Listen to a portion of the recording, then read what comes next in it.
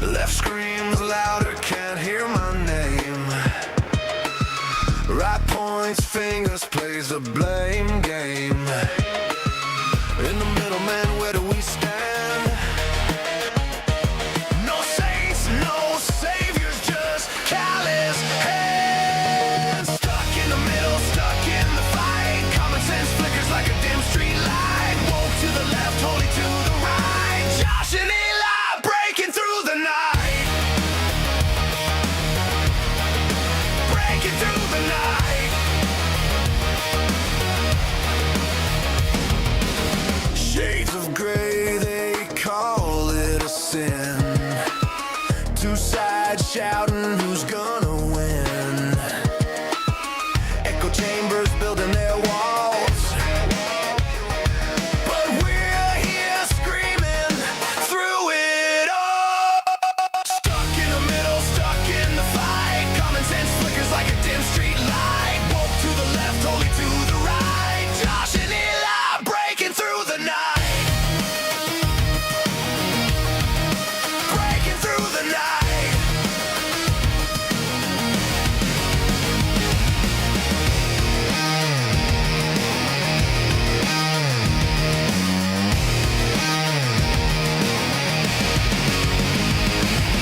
Truth ain't red, truth ain't blue. Lies on both sides, what's a man to do? Tug of war, pulling hearts apart. But brassy patriot, where's the restart?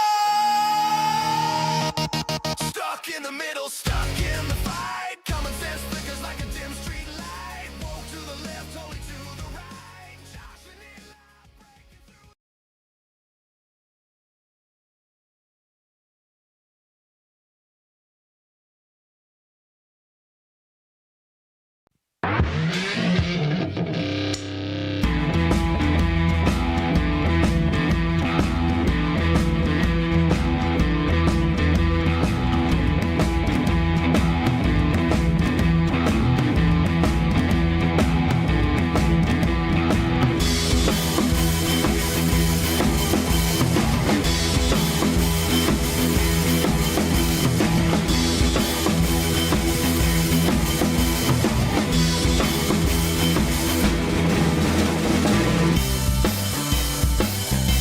Oh boy! And here we are, another Stuck in the Middle coming right at you on this day of twos. There's my co-host there, Josh. How do you do? How's it going, sir? Big high five from across the way. Whoop-pow. Bam!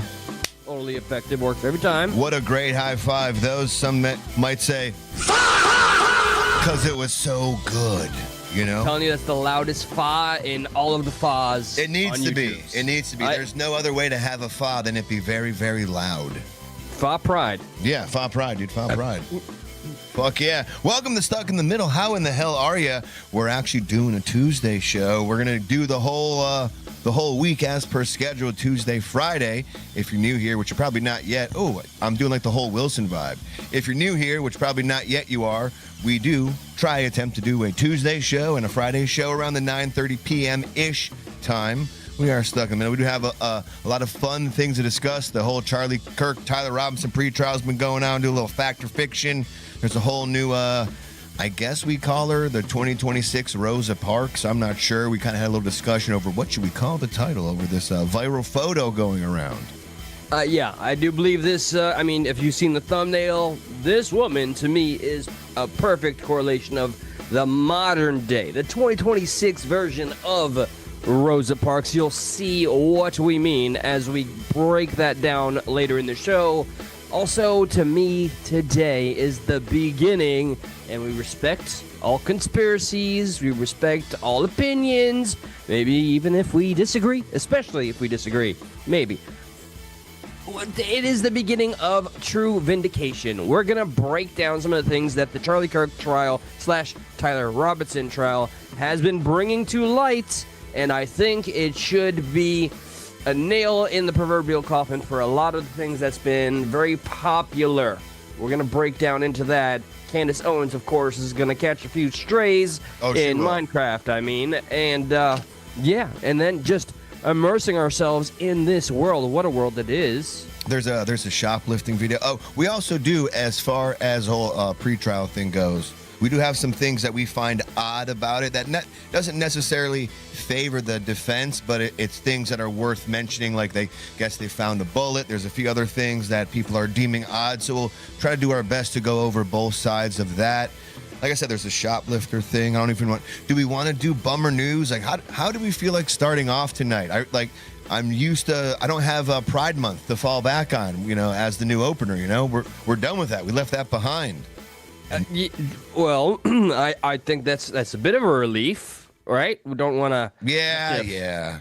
I guess some of that. We see that enough every day. It's in our media, in our movies, in our books, in our schools. It's inescapable. Maybe this can be. We don't want to call it a safe space, but just a place where we don't have to give a fuck for a moment. But when somebody does this, when somebody goes, yeah, it's okay. Like they make the lips vibrate like that. That always means they're really not okay with it. Yeah, I guess. Absolutely. Yeah. I just wanted to point that out. Why is that?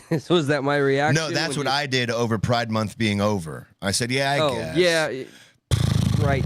To me, it just meant less content because I had no other feels about it aside from, by God, like, when did it go from just liking the same sex to everything it is now? But not going to crack that fucking egg. Nope, not right now. We do have a... Yes, go ahead. We have a plan, and we'll get to it, but instead of doing bummer news, how about this? And this is nothing to even... We're not even going to sit on it. I'm just going to throw it out at you, and you throw it right back at me, all right? And then we'll get into the little Charlie Kirk pre-trial Tyler Robinson thing. With everything that's been going on, with all the things that have been making the news, did you have Hamas says it will dissolve Gaza government as U.S. brokered ceasefire plan stalls? Wait, okay. First, okay. Sorry. Real time comment. Hello, Martin. What's up, Cher, darling? Cindy. So we have two people that already believe Tyler is innocent. Well, okay. Keep the energy. Stick with us. By the by, did you just say Hamas is divulging? What is it? Diminishing. It says dissolving. They're going to dissolve the God. I mean, it sounds like a good thing, but I'm stupid, so I really don't know. But it says Hamas dissolving anything which would mean they get power is an ultimate evil. There is no way to paint that in a positive. Doesn't dissolve mean like go away? Like when I dissolve something in water, it vanishes. Like so they announced on Monday that it will dissolve its government in Gaza, a move that experts say puts pressure on Israel as progress from the U.S. brokered ceasefires plans have stalled. So I don't know if it's like a plan to make Israel, like put them in a very odd situation to where they're going to seem like the aggressor if they don't make a move and back off, since Hamas is, quote, dissolving the Gaza. I don't know what that means. It like the title grabbed me. I was like, oh shit, this got to be good. But at the end of the day, I'm like, oh. Because when you hear government, especially of, I guess, any region in that area, you think maybe tyranny, this, that, and the other. But there is no narrative that can be painted where Hamas is the good guys. Yeah. Zero. So I would actually be alarmed if they were to dissolve any governing body and they come into power. That's terrifying. I hope we destroy them. I keep reading it like they're dissolving their government in Gaza. To me, it read it like they were getting out of Gaza. That's how I. No, if they're dissolving their government, that means they're making it go away. They're destroying it. That's. But wasn't Hamas already in Gaza? Isn't the whole Hamas are they not Palestine just thing? Aren't they the same group of people? Isn't okay. Wow, we might look really stupid. That's fine. I'm okay with that. I accept that. Yeah, no. I don't know if Hamas is a governing body. I don't think it's a political fucking party. I just thought they were a bunch of terrorists that had a lot of influence. I'll be honest with you. Feel free to chime in. For those of you. Okay. You know, a little Google search would have made this a lot. A little cursory Google search might have just kind of put a axe on this whole opening segment here. But it says Hamas announced on July 6th that it's dissolving the emergency committee that has governed the Gaza Strip for nearly 2 decades. This move is intended to facilitate a power transfer to a U.S.-backed technocratic committee. That still sounds like a good thing. Man, I wish smarter people could tell me what's going on. Yeah, we should maybe look about hiring that. Yeah. Wow, we're getting some random. Hey, Abe Lincoln in the house saying, fuck you, Trump. We got Fetsu. Trump want sex with you, please. We getting that support. I love it. All right, bring it. Yes. So then I Have guess us sit around the campfire. Yeah. Let's get into the Charlie Kirk thing then, because like that was a wash. That kind of, all right, cool. Well, yeah. Well, I cannot quite determine if Hamas is what they are, just garnishing more power, and they are dissolving. They are not a government operation, correct?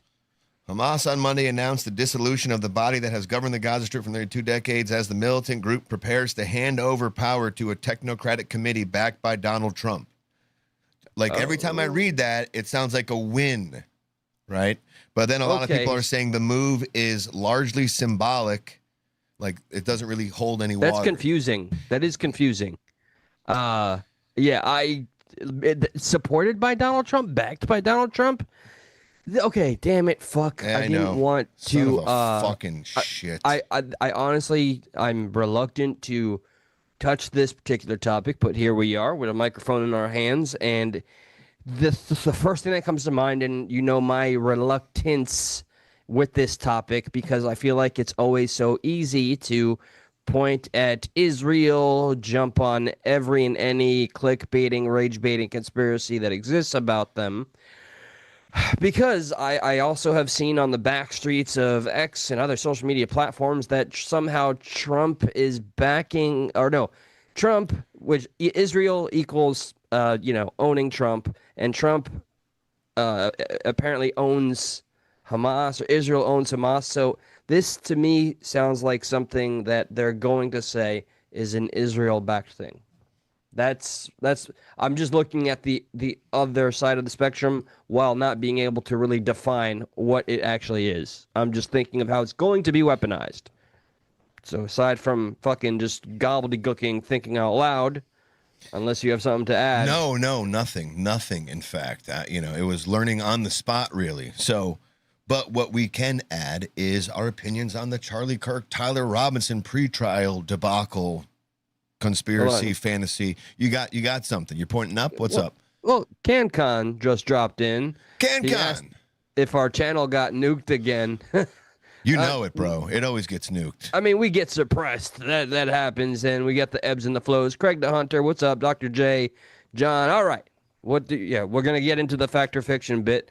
So, and we have something about the PL. All right, so we did get a little information. Thank you to those of you engaged with what we're trying to understand. They were voted in long ago after the PLO.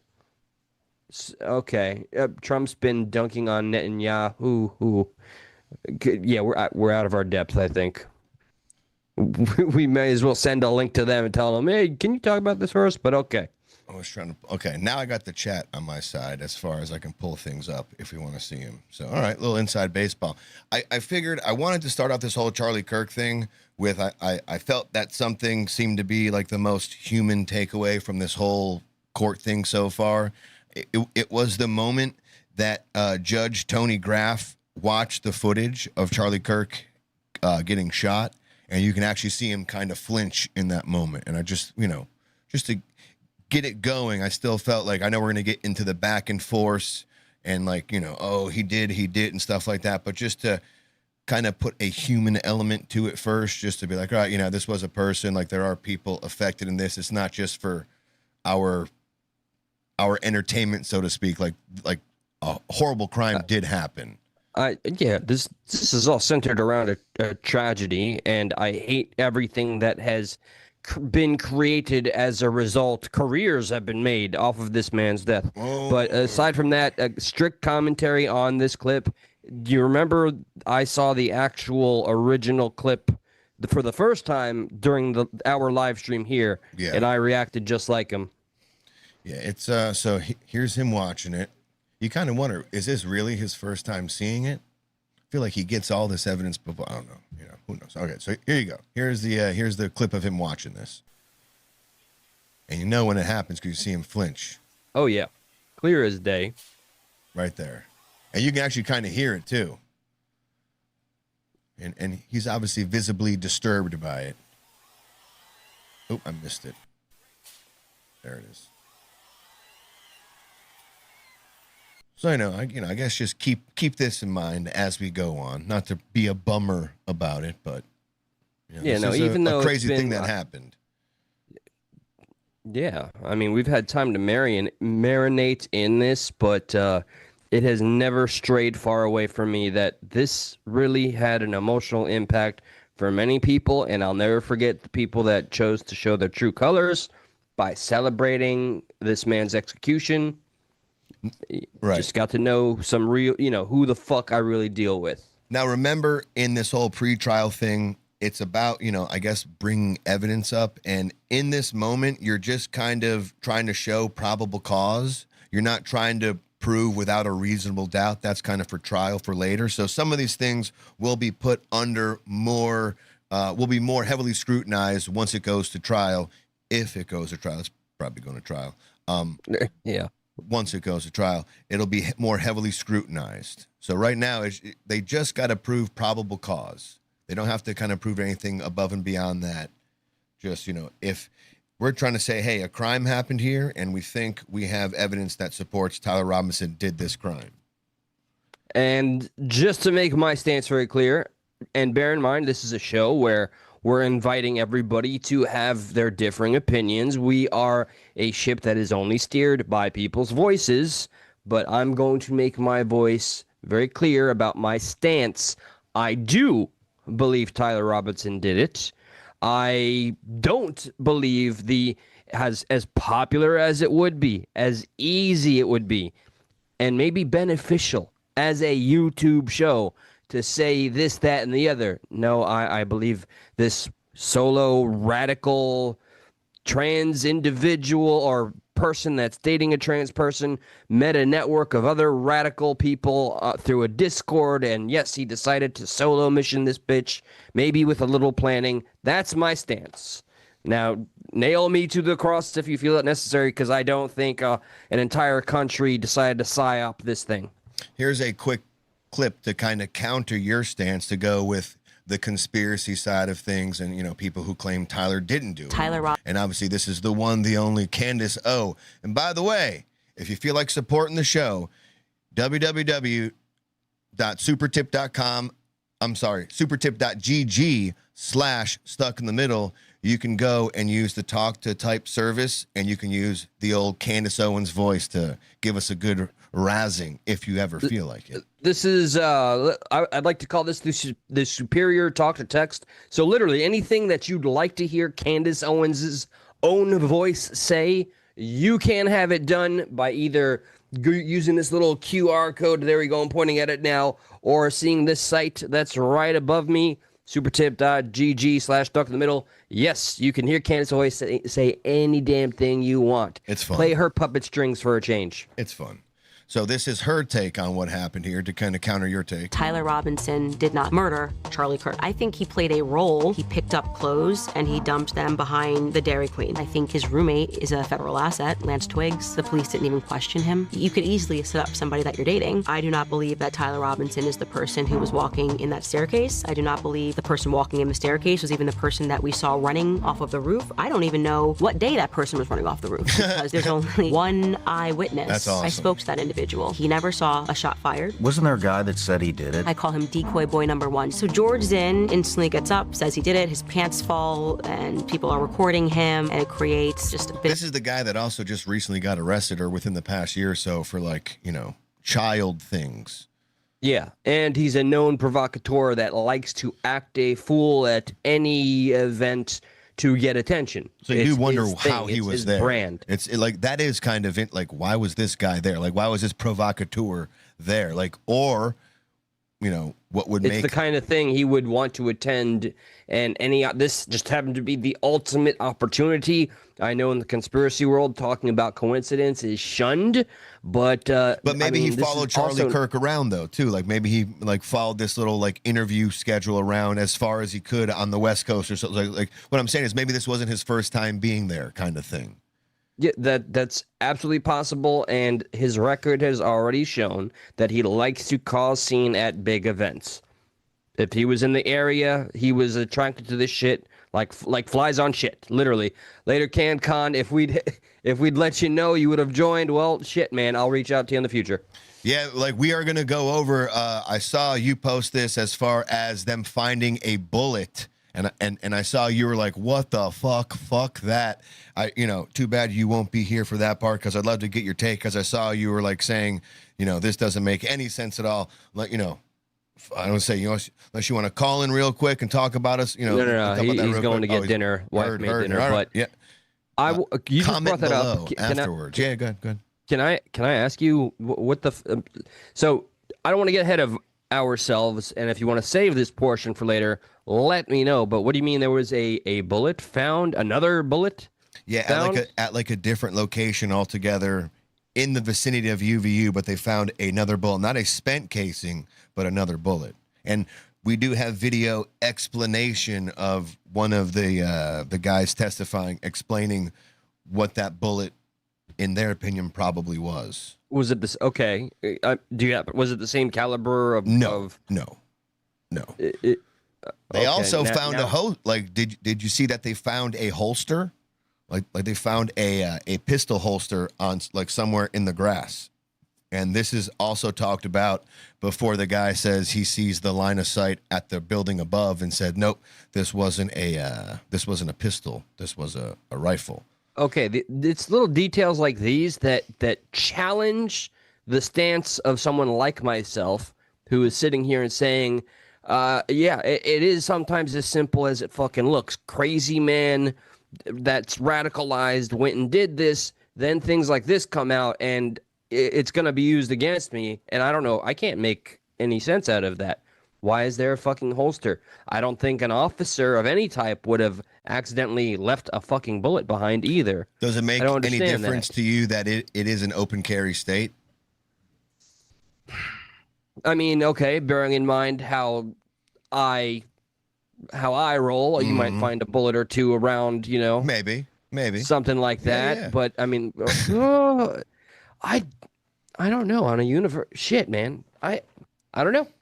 We have a portion dedicated to that later? Yeah, we do have a little video clip of the explanation at the very least. All right, good. I'm going to need it. Yeah. Let's finish this quick video, and then I guess we'll get into the first conspiracy, at least thus far, proven wrong.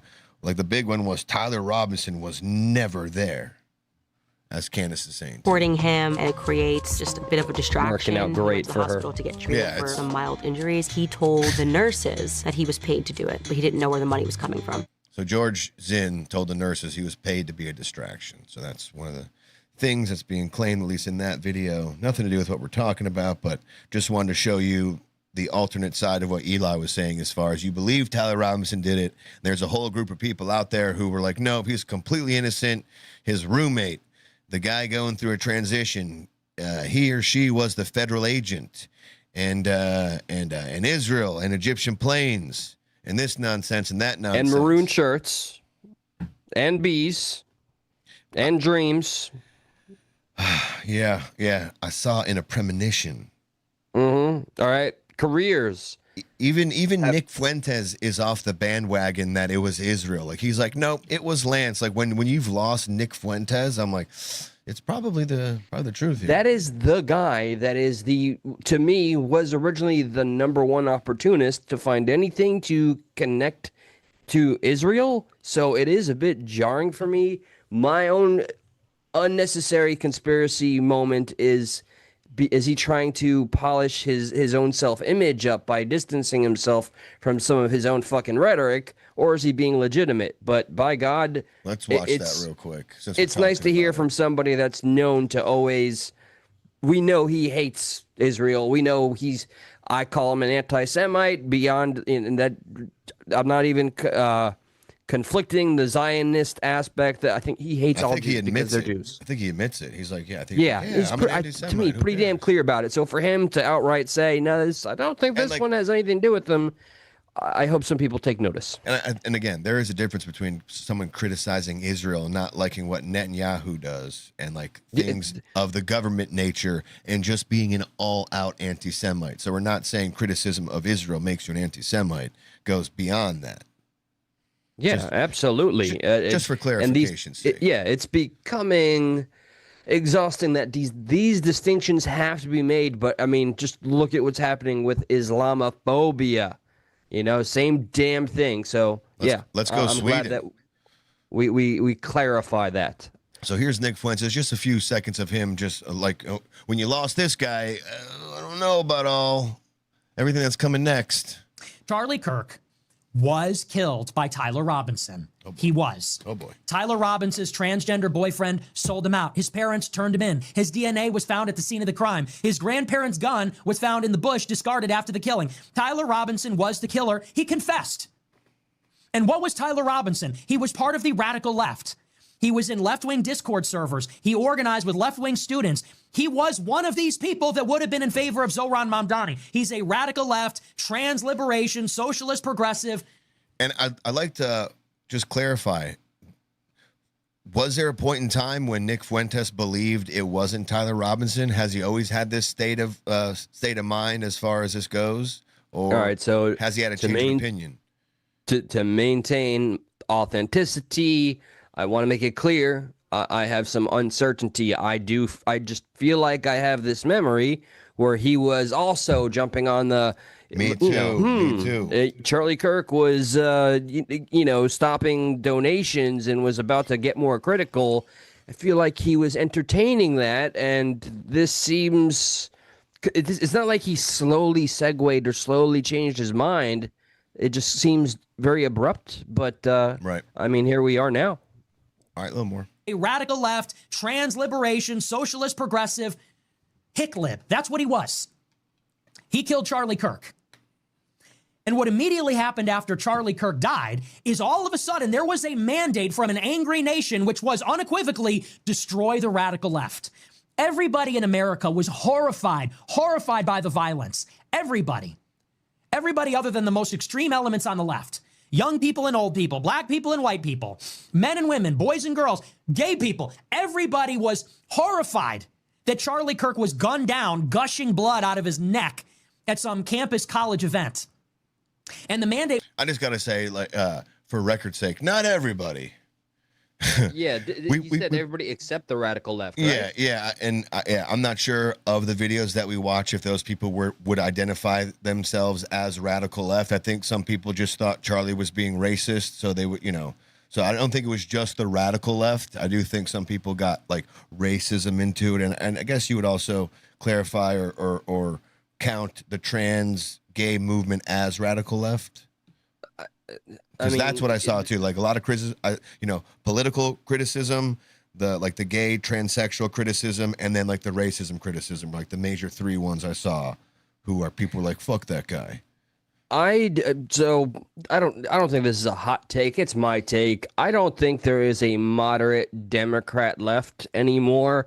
So I feel a lot of the commentary that was being made, a lot of the sentiment shared, a lot of the jokes that we saw that got people canceled was just a byproduct of essentially more of the honest Democrats. By God, that was very generalizing, but I'm saying every day how I am becoming more radicalized myself as a reaction to the radicalization I see. But all right, I said what I said. Let's carry on. We don't have to play much more of Nick here. I think let's try to see if we can come to a good stopping point. It was unequivocal, which is find the culprit, destroy them. And that's exactly what the government was going to do. Didn't they say Stephen Miller and Vance were on the case and they were going to root out and destroy DSA in these socialist cells across the country? But then what happened? What happened right after that is all of a sudden everybody started to muddy the waters and blame it on Israel. Suddenly there was this narrative that people were wearing maroon and there were these Egyptian planes chasing Charlie Kirk and there were a bunch of Israelis there. And what about the angle from behind him? Didn't Charlie... It just sounds like he's only referencing Candace Owens. Like I feel like she is the major pusher of the Egyptian planes, of the multiple maroon shirts, of the beehives. She is clearly, I think, bar none, profited the most from this man's death. She was the leader, the conductor of that train. And so for whatever reason, I'm glad that somebody that would be perceived as being on that side is calling it out. What do we always say on this show? 6 years, if not longer. It's most important, if you're going to do a call out, that you call out your own fucking side. Even though he wants nothing to do with her, they would be perceived as being on the same side. They have their beef, and yes, he is more Candace Owens focused. And this guy hates the Jews. He wants nothing more than to blame this on Israel. And he's like, I can't. I can't. Like that. Okay. Wow, that says something. The beef between him and Dan Balzerian is, I mean, it's brain rot. It's slop. It's ruining our country. It's ruining an entire political side. It's ruining minds, just literally. But I am shocked given how far this guy has gone with his career path and life choices to make it clear how much he hates Israel, that he hasn't chosen this as a weapon. Meanwhile, people like Dan Bilzerian, Megyn Kelly, Tucker Carlson, even the Hodge twins are all on this huge, Israel is responsible for every bad thing ever kick. There's a lot of people on that bandwagon. Yeah, well, it's the path of least resistance. How many times have I told you, Josh, if we want to get this channel really fucking pumping, bro, we got to start slamming Israel. Slamming them Jews. Yeah, dude. Start talking about how them Jews be running them things and we got to take away their home. Blah, blah, blah. That's what is the thing. Yeah, that's not our style, though, unfortunately. We just want to call them out. We despise Netanyahu, but I'm not going to fucking pander. We're not going to fucking pander. We are going to just simply state how we feel. If we have the same opinion, guys, great. We are willing to hear yours. And there were a bunch of Israelis there. And what about the angle from behind him? Didn't Charlie Kirk didn't he just crash out on Bill Ackman? Would you like to know where this narrative originated? Oh, yeah. He's going to say it. Max the narrative Blumenthal. That Charlie Kirk was killed by Israel originated in the gray zone. Max Blumenthal, yes. I didn't even see this yet. Max Blumenthal is a Jew. Max Blumenthal used to work for the SPLC, the Huffington Post, Slate, the most far-left publications that are out there. And you think this guy criticizes Israel? He was out there doing hit pieces against David Irving, the Holocaust, the World War II historian that happens to be a Holocaust revisionist for the SPLC. He's a radical leftist. He's a socialist. And Max Blumenthal is the one who initially promulgated the false narrative in the gray zone that Charlie Kirk might have been killed by Israel. Max Blumenthal made up the story that Bill Ackman crashed out on Charlie Kirk. He made up the story that Netanyahu...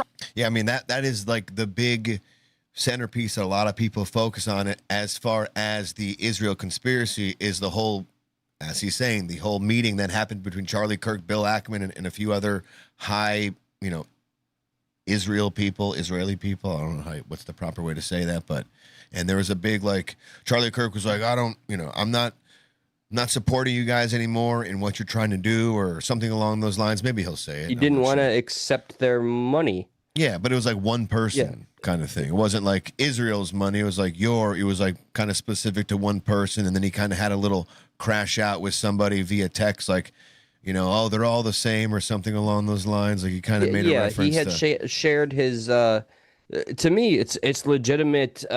Frustration. Right, because he just got fucking chewed out and they pulled investments because he was not apparently just speaking what they wanted to hear. And I understand. Do not get me wrong. Even though I'll draw my line in the sand and I'll tell you plainly what I feel, I understand how that looks and all of that. Also, bear in mind though, Charlie's entire life on that he has shown and shared with us his viewpoints. He was a longtime ally, and he was still an ally. He was just critical of those specific donators or whatever influencers that just it's not representative of the entire fucking country, is my simple opinion. It is a bad reflection. It is a bad look. It is a bad optic, but you need more to correlate that in being, okay, they killed him. This, like, I wanted to find a stopping point, but it's been so good so far. I'm being sucked in by it. How do you feel? Is this enthralling to you? Like, he said Israel didn't do it. I'm like, what? Oh my God. So I hate to admit it, but I made a long time promise. Look, those of you, to the randoms, to anybody here currently, to my friend and co-host, Nick Fuentes is someone that I should hate, but he is kind of engaging to listen to. I despise a lot of his takes, but what at the very least, I can respect him calling out his own side. What about somebody that you don't like when you find out that you guys share a similar opinion on something, even though you don't like this person? There is this weird, like, respect thing that happens, right? Like, I remember in the Stuck in the Middle Voice of the People page on Facebook, me and this guy who on paper and I guess in real life shouldn't like each other, we came together over the common hatred of another individual. Ew. Yeah. We joined forces over over the same passion for hating the similar individual, the same. Oh, that individual. was Shadow Man. Yes. Yeah. Right. Yeah. But technically, we're enemies, and like he said some crazy. He's been saying some crazy shit to Shamrock, to Terry, like, using the C word and shit like that. Like, damn, bro, like, what the fuck is that? But it's like, you keep doing that, we're gonna definitely kick you out. But I digress.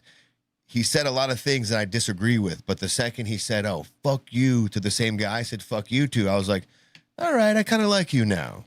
Like, yeah, I like you more. Like, yeah, like it kind of gives you like a little, like a +1 as opposed to just respecting what he said. Like, you give him like a little extra for some reason because you don't like him on a majority of other things. But like this one thing, you're like, all right, I can dig it.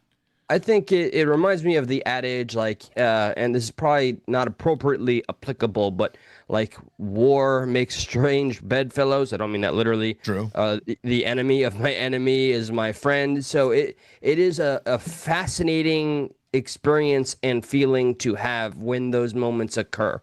Someone that you clash with on the regular, there's almost a rivalry, and then the respect is stronger when you find that one thing that unites you. You're like, so whoa. It's enticing. Like you almost see, in this instance, you see him as a friend, as an ally on this topic, more so than you ever have like hated him. For the sake of articulating it in layman's terms, because I don't want to ever call Nick Fuentes a fucking friend, but I respect what he said. Yeah. I respect the fuck out of him to me, this is going against the easier or going against the tide, as I always say, but I also have my skepticism about how authentic this is, because I do believe he's trying to get more polished up, because now he's getting more political and backing candidates and shit, and is trying to, so I like hearing what I'm hearing from this fucker. I also don't entirely trust it, but I also think what he happens to be saying is right. All right, another moment or two. Made up the story that Netanyahu tried to pay Charlie Kirk $200 million to stop criticizing Israel. Neither of those things were true. Bill Ackman brought the receipts. It turns out that Charlie Kirk asked for a meeting with Bill Ackman, selected the people that attended the meeting, and all those people then went on a trip to Israel after the retreat. This $200 million contribution was never corroborated by any other source. But that was the story that everybody took, Candace Owens included, and it was off to the races. Perfect. That's the stopping point right there, right? Perfect. And it was off to the races. That's where everyone just went crazy with that. I hate to give her this credit, but to me, based on what I am determining to be accumulative damage, Candace Owens is public enemy number one for everything she has wrought. I literally lost a longtime childhood friend because she is in the candy cult, and because I won't agree with her and Candace Owens, we are no longer friends. Like, this is the kind of shit and poison that people like Candace Owens and her ilk are putting out there. Was it There a is woman? Yes, it was a woman. Does she take SSRIs? She used to. Isn't that for something? what it's worth. Like She Candace used to be- Owens' whole like fan base is like women who take antidepressants. Yeah. That should be like that should be quite a slogan or a shirt or something. You know, or when they release the movie, for the ladies on all the SSRIs, this is your movie. But yeah, I don't know. And sometimes I find myself a little upset at me for feeling as pressed as I do about this bitch. But you know, whatever. So She's found her career. So just real quick, I want to play her claim real quick, and then we can just play the entire video. Because I think, and you agreed too, like the first major claim that at the very least has been shown to be a probable scenario is that Tyler Robinson was definitely there. This claim that's been sweeping the mommy sleuth left and right, that Tyler Robinson was never at UVU. What happened today really just shoves mud and salt and shit and feces right in that face. It said, nuh-uh, you're wrong.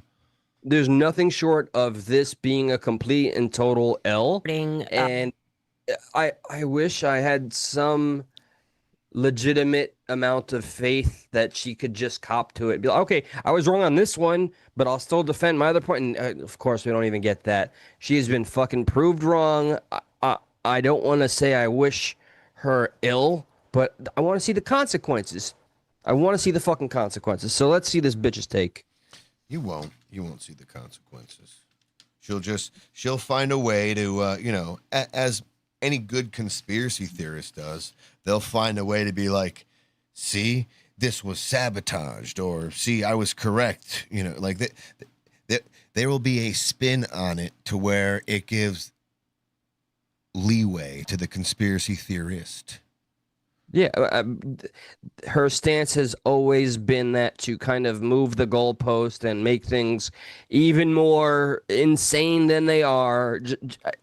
It's just impossible to keep track and in lockstep with the narrative that she continues to fucking devolve. Yeah, I can't wait to verbally describe the recap of what we know after we watch the video. So, like, in fact, according to my source, Tyler has never even stepped foot on UVU campus. I mean, who is Tyler fantastic source, by the way. Props. Robinson? What the fuck was he doing there? I don't Do you think Tyler Robinson was there. You don't think he was there? No. I think he's a total patsy. Were you able to determine? So there you go. So that's the claim. That's the big one that everyone has been. Ooh, one more. Remember, she also reported to everybody that I bet you they won't make this a televised anything. And then when it was announced it would be televised, she said, "Oh, look, now they're going to make it a play." Always moving that goalpost. That's what I'm saying. There's always going to be a win, no matter what. Like, no matter how this plays out, she'll find a way to be like, "See, I always wanted it televised." This is my plea to any candy culters that are present. Like, make it make sense. Make it make sense, by God. And at any time, feel that conviction you have, and give us a call, or let us know that you want to call in the chat, and I'll take a note of it, because later we do have phone lines up. Yeah, we can put the phones on whenever we feel like it, but we're trying to make a little headway here. Oh yeah, no, we got a show first and foremost, but feel free to let it be known. We won't stop right in the moment, but we'll take a note of it, and then when we're on, we'll let it be known. All right. So there are a bunch of videos going around. Obviously, there is the fucking 3-4 hour entire stream. There's a clip of this guy sitting next to the screen you're seeing. There is a clip of just the screen that you're seeing without the arrows. This clip, I think is the best of all these worlds together. It is showing the guy in the courtroom testifying, and when he gets detailed, the camera crops into just the screen and illustrates what he's talking about and kind of goes along with his explanation. And then when he's done being detailed about it, it zooms back out. So I think we get the best of both worlds. It is about an 8-minute long video. We don't got to watch the whole thing. I've pumped it up to about 1.25 speed. But in this 8 minutes, he's going to cover the entire path, the entire 4 times Tyler Robinson set foot on the UVU campus, which if everyone has been watching Candace Owens for the past almost 7, 8, 9, 10, almost 10 months now, literally in 3 days, it'll be 10 months. It'll be July 10th. In 3 days, 10 months. You've listened to every single explanation on what she thinks could be the reason as to why this conspiracy could be true. And one of the big things I've been asking people who have these thoughts is for them to explain it. And it's hard for them to. Another thing is I want them to steel man the argument of what does the state have against Tyler. They usually never can. They can never tell me what is the credible things they have. Like, why is the state charging Tyler? Like, they're not just like, oh, well, we think this is the guy. There are things that they have that were made public as to why they thought this was the guy. And a lot of the conspiracy folks couldn't name you what those things were. It was a very difficult task for them to do, but they could go on about some of the talking points as far as what the conspiracies are. But then when you question them and kind of really try to dig in deep on a single conspiracy, that fell apart too, because it was just paper thin. It was just like, well, I think. I was like, no, but what do you know though? Well, yeah, well, what I know is what I think, and what I think is what, like, no, okay, never mind. Important line there. It's what do you know? Not just what you fucking think. What do you know? Yeah, what we can universally call verifiable facts at this point, and that's when they get fucking wishy-washy. Or probable, To me, like probable. yeah, You know, even that, something fucking probable. Shit. I had the Sorry. fucking okay. To me, no, it's okay. It's like the candy cult brain and the way it is to engage them, you, whomever, in a debate that just goes for the regurgitated talking points as their opinions. It is like a parasite that becomes a cancer, and it's infecting all of them. And I don't understand. They don't want the cure. They don't want the cure. At this point, they're more interested in their queen being right, so they can feel justified in all of this shit. Keep in mind, there are a lot of people who don't like Candace Owens who also don't believe Tyler Robinson did it. There are a lot of people that you and I know who feel that way, who aren't necessarily big Candace Owens person, but like you and Nick Fuentes, they're like, oh shit, Candace and I have the same kind of thing. We kind of line up in that. Not that person or them, they've ever given Candace credit, but I'm just kind of illustrating the idea that there are people who aren't in the crazy Candace cult who still don't believe that Tyler Robinson did it. But yeah, it's not Candace necessarily Owens. universal, but for one reason or another, sure. Yeah. Yes. So and I'll give this caveat. Obviously, we have no reason, any of us, no matter where we stand, to trust the government. So I understand the attraction. But that right there, that isn't excuse alone to discredit what the government is saying, which a lot of people are like, look what the government has done this time and this time. So, and the same thing I've asked those people. So when or has the government ever told the truth? And they're like, no, man, they haven't. Okay, so then if everything's a conspiracy, nothing's a conspiracy. So like the same people who say, I love to ask that question. When do you think the government was telling the truth? And that's a brain teaser for them. Like, the government lied about JFK. They're lying about this, about 9/11. I'm like, all right, that's fine. When do you think they've told the truth, though? Yeah. Dude, they probably usually don't, man, to be honest with you. It's like, okay, got you. So everything is a conspiracy then. Nothing is. That could be a whole fucking 24-hour marathon of the show to just have that conversation. But correct, But logically speaking, that's kind of what follows. Yeah, yeah. Nothing being true.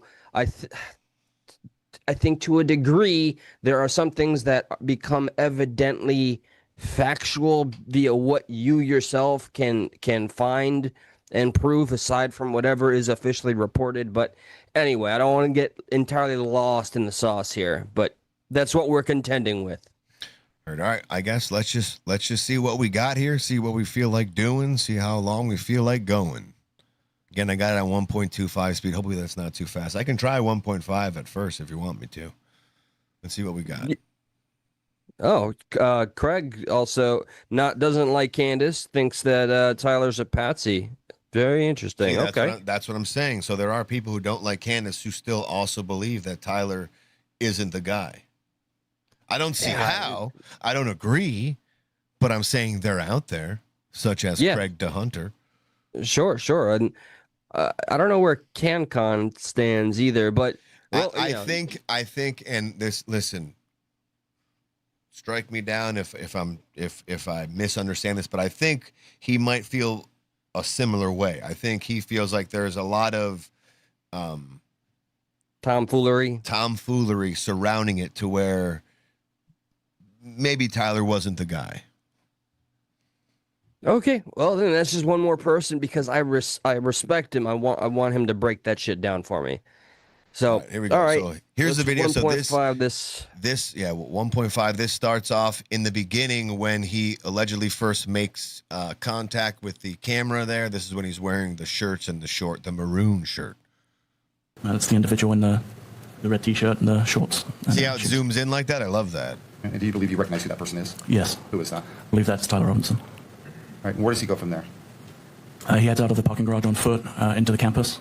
Real quick, where do we go from here? Turn the lights down now. Okay. And actually goes to the quad area of the campus. At that time, he makes contact with some representatives from TPUSA. By quad area. Sorry, So there you go. So another conspiracy thing just gets answered right here is he would have no idea where Charlie Kirk was. As far as we're learning right now, he made contact with the TPUSA committee. He went to the area where they're going to hold the event, so he knew where the event was, which puts that, maybe there was nothing to refute that in the beginning. Now there is something here to refute that. And that is, as far as I'm aware, that is news to me that was only revealed because of this pre-trial. Yes. Yep. So that's another reason, as if anybody needs reminding, why there were certain things that everybody was being tight-lipped about. Active investigation, not everything is shared. And I still, if I'm to the understanding, there still could be things, at least what is released to the public, that we don't get until the trial too. So there are things that they're debating here that, they want to see, can we make this public? Can we not make this public? That's what's going on here. And the other half is like, is this inadmissible or admissible? So there was a gut punch ruling to the fucking defense where they are allowing never before seen footage of Tyler Robinson to play and be available. So fuck yeah. Yeah, there are some oddities too, for sure.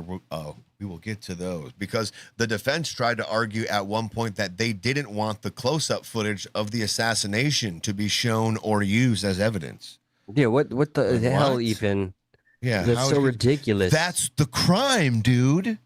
That's the thing, brother. Okay, so what do you mean?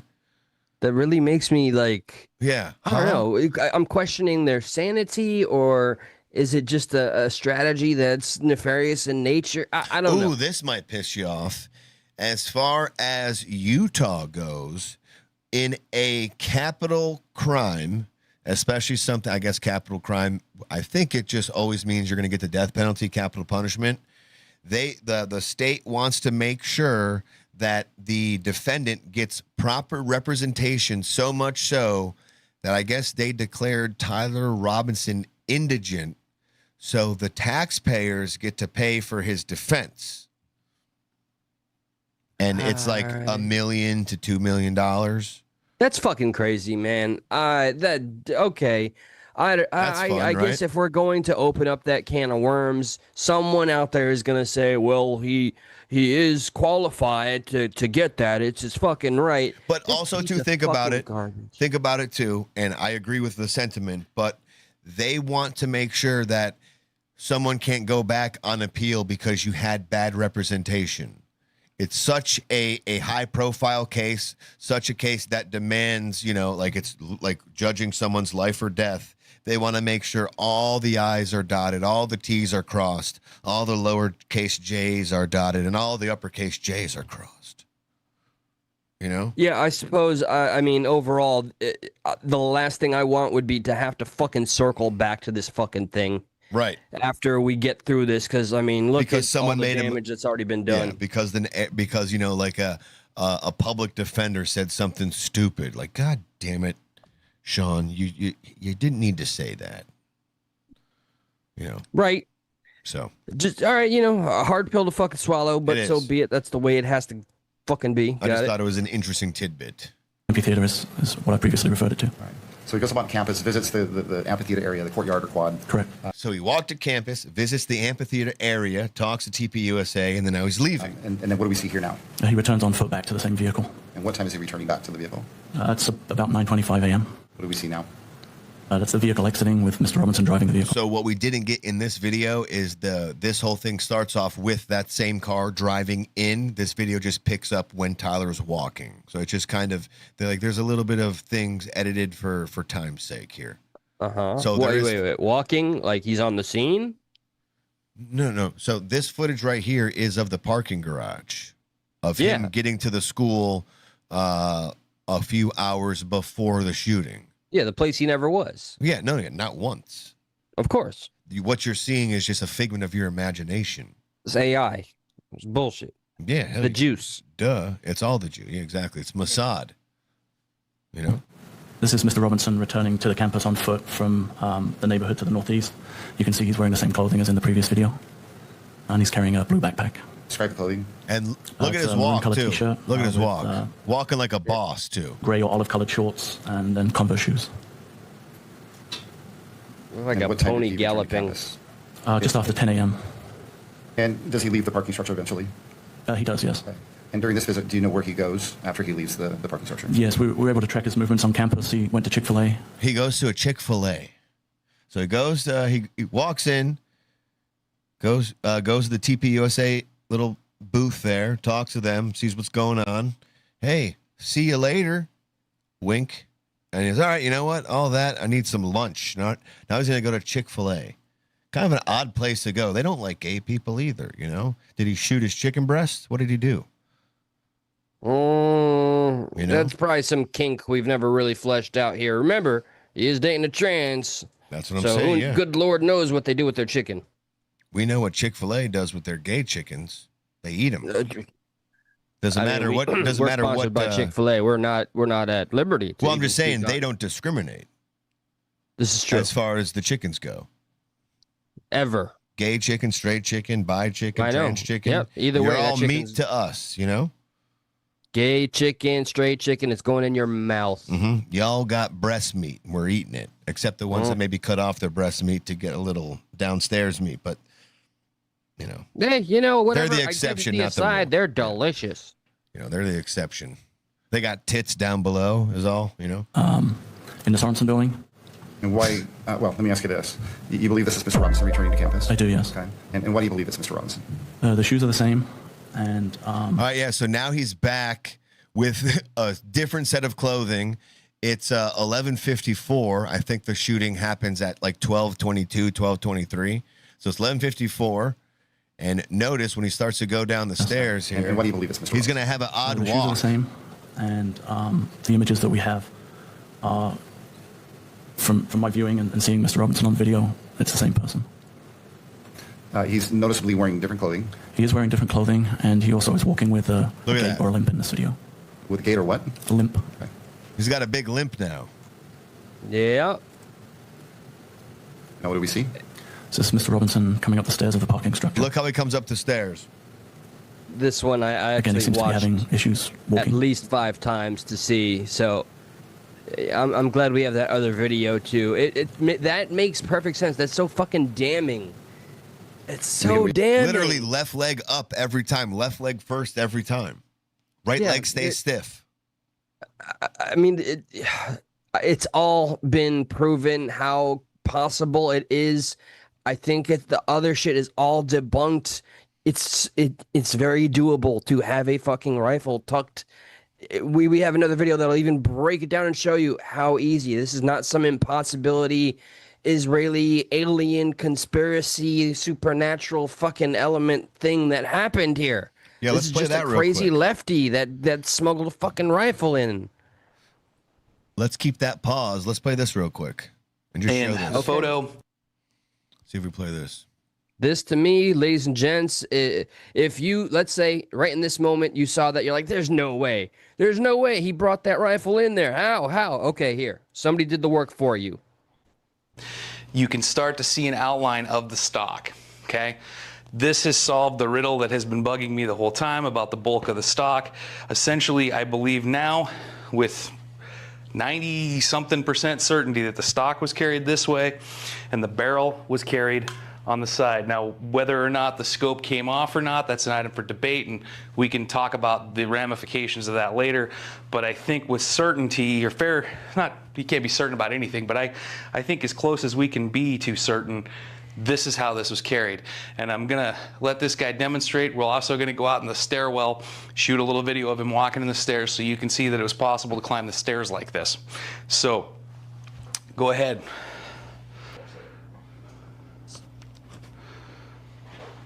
And like he Can't can be almost done, bend but- his leg too. And like there you go. That's why you can't I think- see. Hang on, let me try to scoot this over because what they're doing too is they're showing two screens at once, and you can actually see a little bit of the alleged film of Tyler Robinson there. Did it not scoot over? How come it didn't scoot over? Hang on a second. Sorry, man. I mean, they're both very clear. Okay, yeah, okay, we can see. Oh, here we go. Fade. There we go. That's it. He hooked it underneath his armpit. Look at the guy right Kept there. his arm So straight let's down. go Yeah, back you see 1 when he second. walks, hooked it underneath his arm. That's why he. That's why There's only- I think he There's only 3 walks that come from, or that result from this. Okay, all right. That's the walk of somebody that A, hooked it. just got laid, B, got a little extra bounce in the step because they got that swagger, or C, they're carrying a fucking rifle in their damn skinny jeans. How much of that is stagger and how much of that is swagger? How much of that is limp and how much of that is pimp? You know what I'm saying? I'd say we were going with a larger percentile of limp. Okay. You know what? I just had to ask. I feel like it's an honest question. So that guy kind of was- breaks it down. And like, here you go. Here's him walking up the stairs with it. Mind you, he's got that big ass fucking gun in his pants. And he also has a rifle in his pocket. Damn right. See what I did there? Oh, you stupid fuck. Yeah. Yeah, I would have missed it. Thank you for pointing that out. It's fine. So there you go. There's him getting up the stairs. Wait. Are you? Hey, the battle axe, truthies?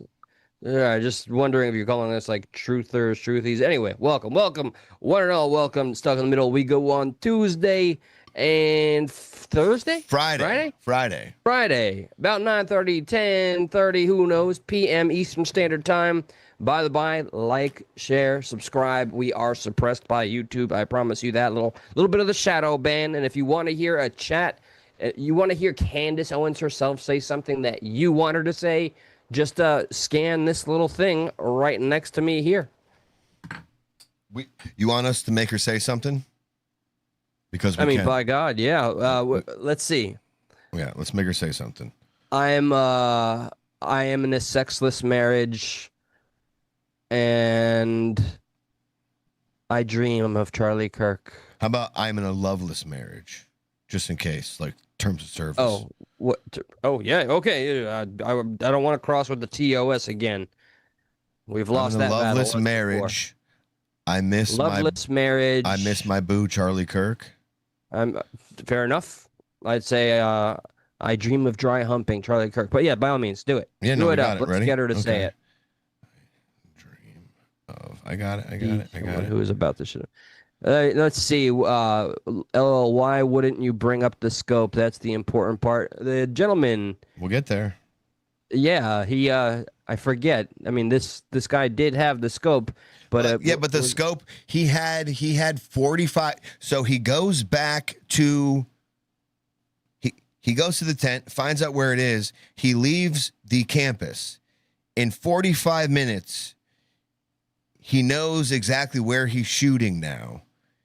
The type of scope he had, it's not far-fetched to think he can take it off and put it back on, like without much being messed with it. It seems like maybe the rifle was used before, you know, so like it's probably been zeroed in at one point or another. And you can, it's not completely accurate, it's not completely technical, but you can zero in a rifle without firing a shot. It's not going to get you 100% accuracy, but it will get you on paper. It'll get you on the target.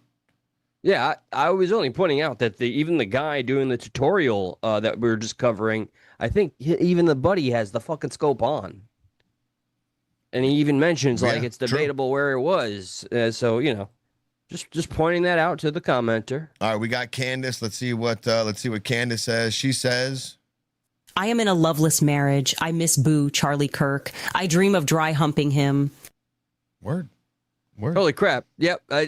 Holy Candace. I was reading the comments, so I was like really locked in, and then it just dawned on me what Candace Owens just said. Tell us how you really feel, Candace. I accidentally sent it twice, so it's gonna, you know. I am in a loveless marriage. I miss Boo, Charlie Kirk. I dream of dry humping him. Finally, I love that. She says the first honest thing that's ever come of that fucking bitch's mouth, okay? All right. And if you got something even more creative, feel free. By all means. Back to the video here. So this is when he back. So now again, and what I wanted to point out too is the guy who even had the rifle in his pants, who was showing like the demonstration, he was actually walking down the stairs one leg at a time. He wasn't doing what Tyler did. So there's even a stronger case to be made that, you know, like you could easily pull it off. Maybe Tyler like wasn't expecting the difficulty of it and didn't know how to hide it. But apparently, as we were just shown, you can hide it a lot better than Tyler even did. Yeah. Yeah. I just think, I hope to some degree this is used in the court if necessary. I don't know. I don't think it should be, but this is, to me, kind of important. And again, we're able to track Mr. Robinson when he leaves this parking structure? Yes, we were able to. Okay. So when he leaves the parking structure, where does he go? He comes up around Campus Drive, as you can see on the video here. There's a cut through there north of the Losi building, and that's Mr. Robinson coming up the sidewalk. He has the noticeable So this is his gate third in Pinnacle. time back at the campus. And then he moves south across the... So right now, he's over here.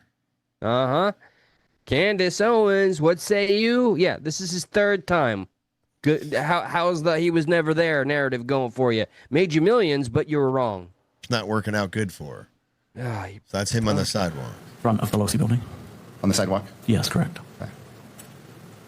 Thank you, He Shamrock. would be the rear of the two individuals in this particular video. He's the So guy right now, if we were to break this picture into quadrants, in the back. where would he be? He'd be in the top left quadrant, walking to the left of the image. Now what do we see? This is an image looking across the parking lot to the Losi building, and Mr. Robinson is appearing on the roof. exterior staircase, which gives access to the Losi building roof and the area where the railing was.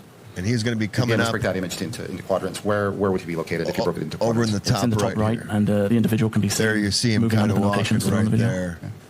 I don't know if you guys can see this. I know. So what we don't have, unfortunately, is there is zoomed in footage of this that I guess was cleaned up. Right now, the public does not have the zoomed in footage. What we're working with is what you see is this regular camera just panned into a monitor.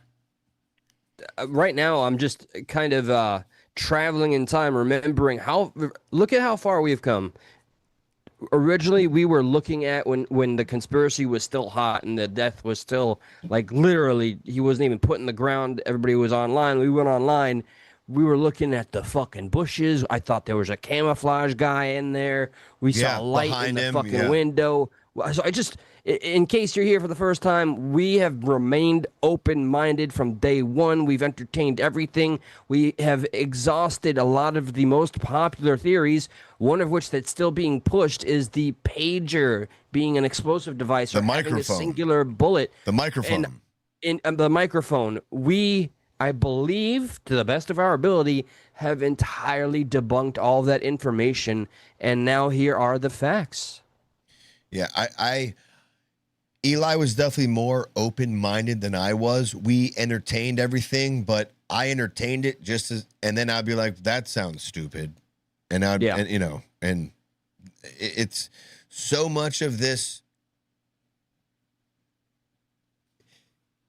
You had to stretch your imagination so far on some of the things, some of the conspiracy side of things that made no sense. Like right off the bat, we watched the video of this guy, this like random Facebook YouTuber dude going to UVU, and he kind of walked the path that was alleged. He got to the little point, and you saw you could throw a football and hit this. And now we're finding out, like we knew before from that initial video, how easy it was. That stair axis that we're learning about right now in this video, that Facebook dude pointed that out in the beginning. You just had to hop like a little, what do you call it? Like a foot wall. Like it was like it was half a wall. You just had to hop that to get onto the roof. It wasn't really blocking you. Yeah, this was never like a knee wall. I'm sorry, knee wall. I'm glad people saw that, even though I feel like it was mostly overlooked. And here we are faced with it again. This layout was never some, very crazy like parkour simulator game area. It's very easily accessible with like legit no security. And if you remember early on from this story, the security of the school was completely lax. They fucked up. So anybody could literally go fucking anywhere. Yeah, here's a little more. Let's keep going. Moving under the notations that are on the video. So he's up here in the top right. There Small he is favor walking. to those of you with us. I'm so sorry, Josh. Very briefly. Feel free to just hit that thumbs up, guys. Just that little bit goes a long way for a channel like us that is shadow banned. And don't let this be a little one-night stand, okay? Just feel free to join us on this journey, keeping all conversation and dialogue open, and subscribe. The phones will be up shortly. We promise. Yes. We always And what remain time is this? interactive with the naysayers, the haters, and appreciators. And the say-nayers. Yeah, those especially. Mm-hmm. Above all. It's just afternoon, about 12:15 On what day? on September 10th, 2025. What just happened, or what did we just see happen? The individual actually kind of rolls over the railing onto the roof of the Losi building. All right. So now he's over here. And again, in the top left corner, the individual is now seen running across the rooftop of the Losi building to what would be the southwest. I know on this version you guys can't see it, but my mouse will show you like you see him get up, and now he's running this way. If you can see my mouse, he's going to then he's going to crawl about halfway to the point. Let me see if I can make this a little closer. No, I just full screened. That's all. You were not full screen. I know, but still, like even on this whole vertical thing, it's just hard to just show what we're trying to illustrate. So let me just try to make this full screen. How about that? I'll do this real quick. Check this out. So you might see him a little better now. There you go. Okay, Onto the roof of the I Losi can building. make out where he's at. Yeah, hang on. There he is. He's running now. Again, in the top left corner, the individual is now seen running across the rooftop of the Losi building That's quite to an what would be the improvement, southwest corner actually. of the building. And then about crouching at this down and then crawling point to the is when he says he crouches down, and now he's going to start crawling to the edge. Corner of the building. All right, hang on a second. Let me readjust now because it does this a lot. And please, anybody that's watching or pocket watching, do not feel dismayed. Please share any feelings, opinions, sentiments, what have you. This is a place for dialogue. We're called Stuck in the Middle because all conversation is welcome.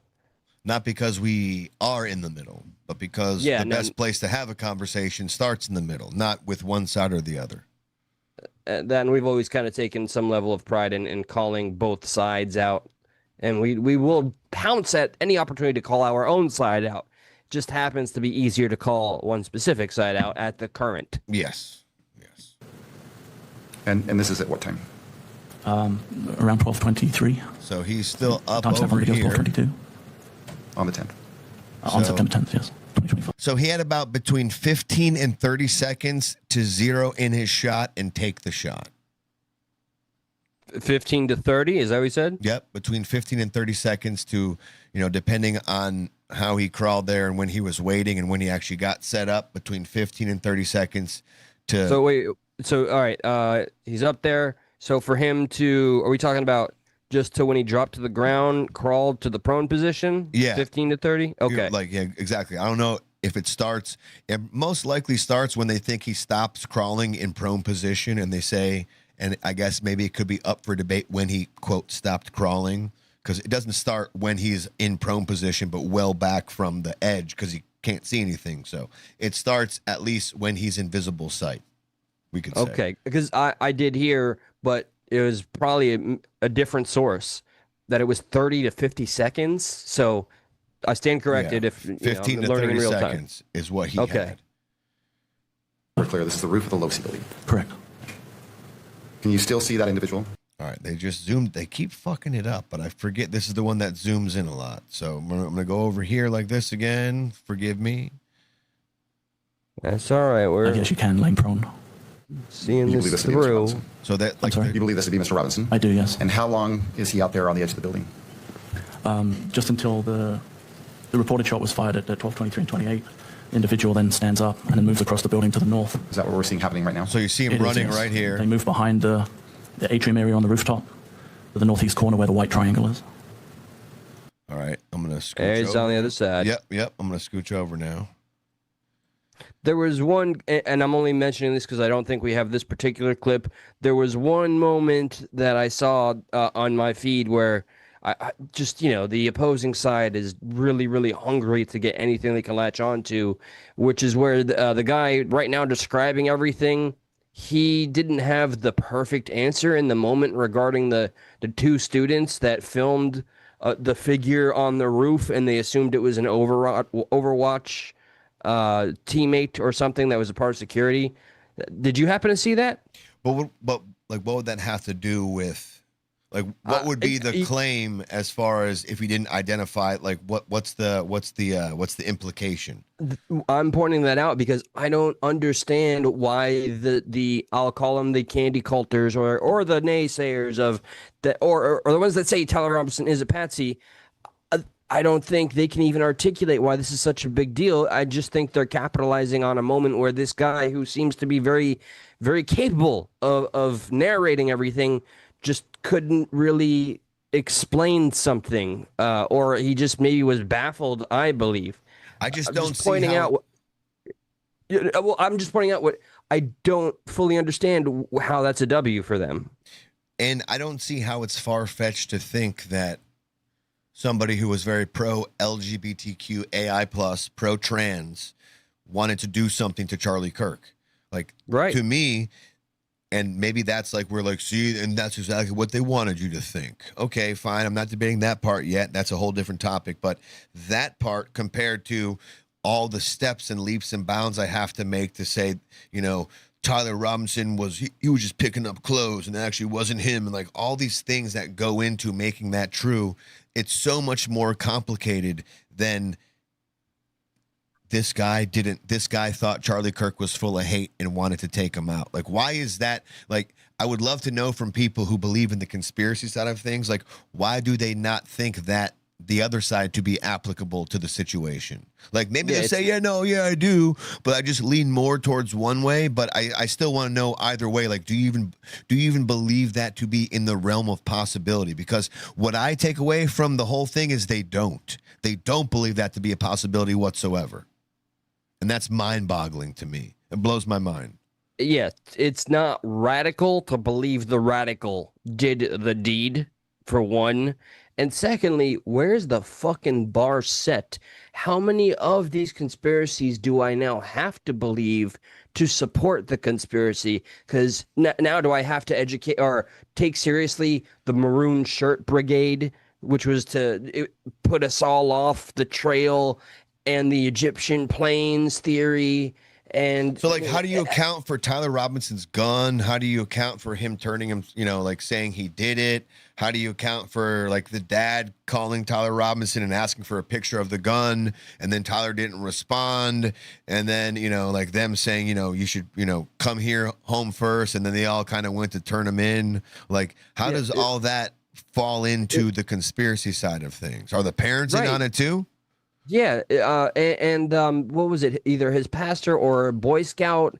leader from back in the day, whatever the case, they're the ones that, talked to him and convinced him to just turn himself in. How does it all play in? We have a fucking confession. I know all of how easy it is to go down the rabbit hole. I know that is often the easiest place, but when you get to something concrete, the burden of proof is on you. Right and then now, also too, what do they say about the easy path? Usually the easy path, like usually the path of the least resistance isn't the path you should go. The path of least resistance, the path that's a little more convoluted and a little more harder to get to is more rewarding and is the path you should probably take. Like the path of least resistance usually is like the easy path, and it's filled with like things that just make you, I'm fine with that. Make you kind of we're not conflating, like, often the simplest explanation is just that. But right? So in turn, I am saying that because what is more simple than understanding that Tyler Robinson was pro LGBTQAI plus, had a trans person transitioning and decided to do that, as opposed to Egyptian airplanes and Israel was involved, and Lance Twiggs was a federal asset who set up Tyler Robinson to do this. And it's not. I think in many brains, the simplicity of something like this that became such a big event, it breaks their brains, and they don't want to accept that it was something as simple as a radical leftist deciding to take out someone they viewed as a fucking Nazi or a hater. Like, and it kind of gives them, like, this complicated plan kind of takes blame away from that side. Like, what? Like, why would I want to admit that the people who vote for me and are on my side, why would I want to admit that they're part of this? I want to be like, well, that's just a bonus. This was a government thing, and they kind of planned this. Yeah. It just benefits them all the way through and through. If it's not what it seems to be the most. Play a little more of this. So this is him now jumping off the roof. Do you see Mr. Robinson now? I do, yes. He's just arriving at the corner of the building, almost the top center of the image. What are we seeing now? And Mr. Robinson lowering and jumping off of the roof of the Losi building onto the grass area, and then moving away towards Campus Drive.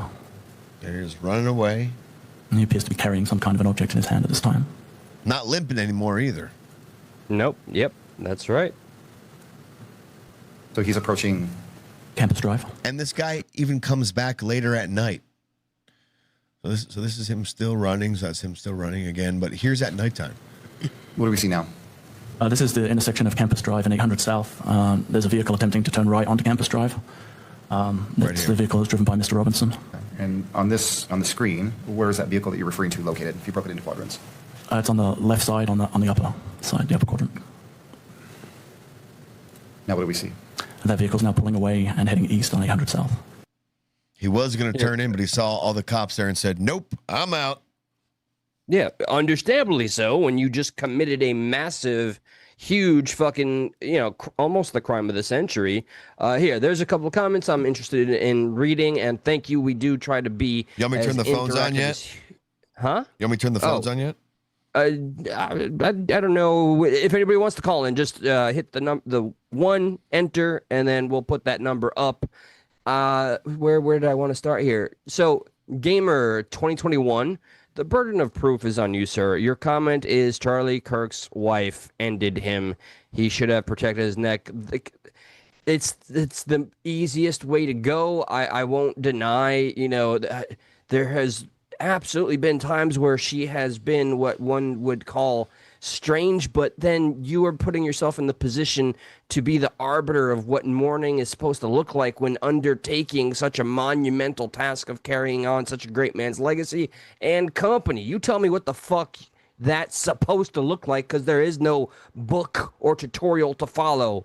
So that's the grace I give that woman. Just got here, Parker. Welcome. I do appreciate your honest commentary. Just got here. Would have loved to hear their take. I'm on the fence with all of it. Just being patient, as well you should. And Martine is Jesus. That's the best way to go about it, really. Yeah, be patient. Be patient. how you know he was driving there, Martinez, we just saw two it's his clips of him car. rolling up in his vehicle and getting out of it at the campus, as opposed to the popular conspiracy that he was never there to begin with. We have just accounted for him being there 4 times on campus, on site. People have a car, and that car has a license plate, and that's what they found out. I think so. This one, it might be redundant. I just want to see real quick, like the claim that there was no way he could get up that building.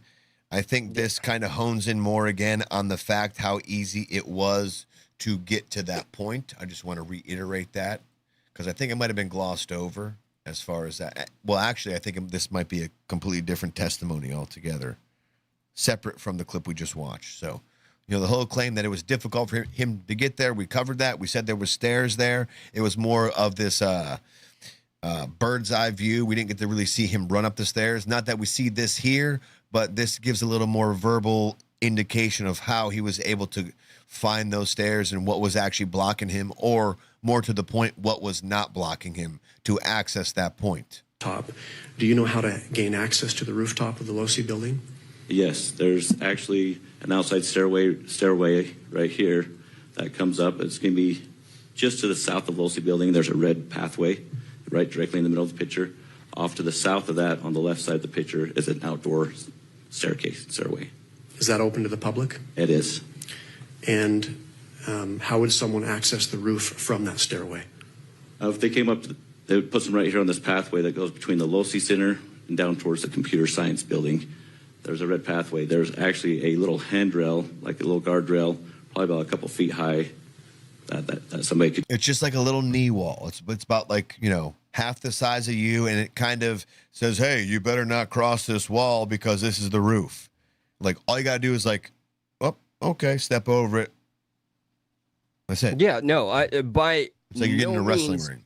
Is this some wild Spider-Man-like feat? No. We have seen what we're dealing with here, so it's really up to you. You can't even, whoever is supporting whatever conspiracy, you can't let the realm of fantasy be the excuse anymore when you have the facts available.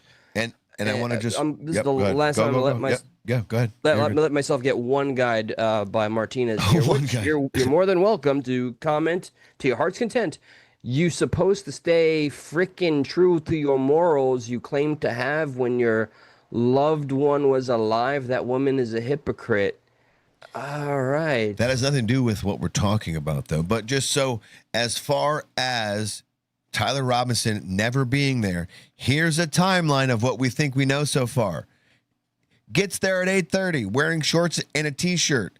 Speaks with the TPUSA staff. Leaves. Eats lunch at Chick-fil-A, comes back wearing different clothes, and now he's walking funny with a straight leg, a straight right leg. He uses the staircase to get on top. We saw the zoomed out footage of him moving across the roof. He gets about 15 to 30 seconds in the prone position before a shot was fired. Then he gets up, he runs across the roof, but now no more limping and is now carrying something. Before he was carrying nothing. Now in the leaving footage on the roof, he's now carrying something. Jumps off the roof, runs across the street, leaves the gun in the woods, comes back later to the scene for the gun, but doesn't grab it because there's too many cops. So a lot to go against. He wasn't there. And this was all that's what's relevant. So to me, like the comment I just read is what I am recognizing as the typical pattern. With all due respect, it's a complete deflection of the facts presented. Erica Kirk is evil and not honorable. So I am not addressing any of the facts just listed. Perfect. That works out for you. Yeah, just talking about Erica.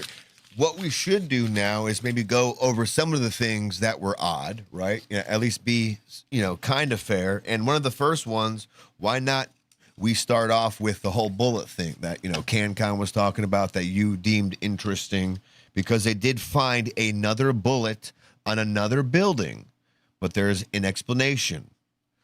And we'll see how you feel about this explanation. Bearing in mind, open carry state, I would be lying if I said where I am in Florida. I didn't every now and again. It's not often see like a fucking bullet or two on the ground near the liquor store or something. So that shit be happening.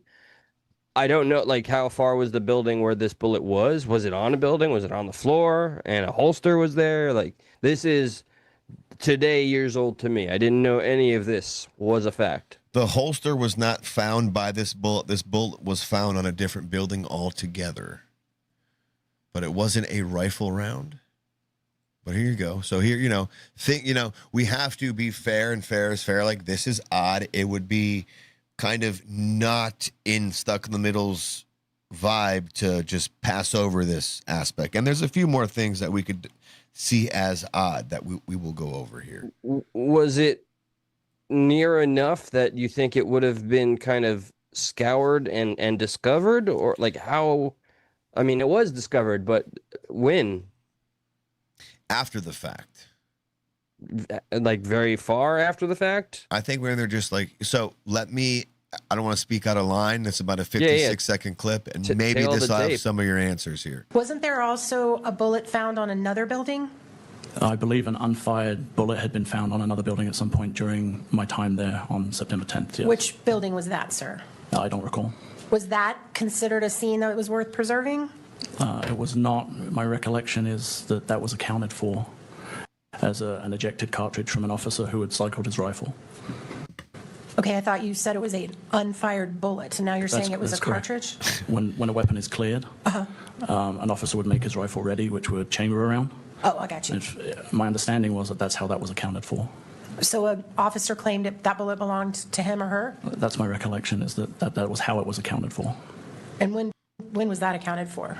I don't know specifically. Do you remember what type of bullet that was? I don't. Was it a 30-06? Do you remember? I don't. So the defense is just trying to do their due diligence into trying to find holes in what was discovered and what was kind of missed. So that's really why they're bringing that up. I don't know if it's going to lend any credibility. I don't think it does. But it is interesting.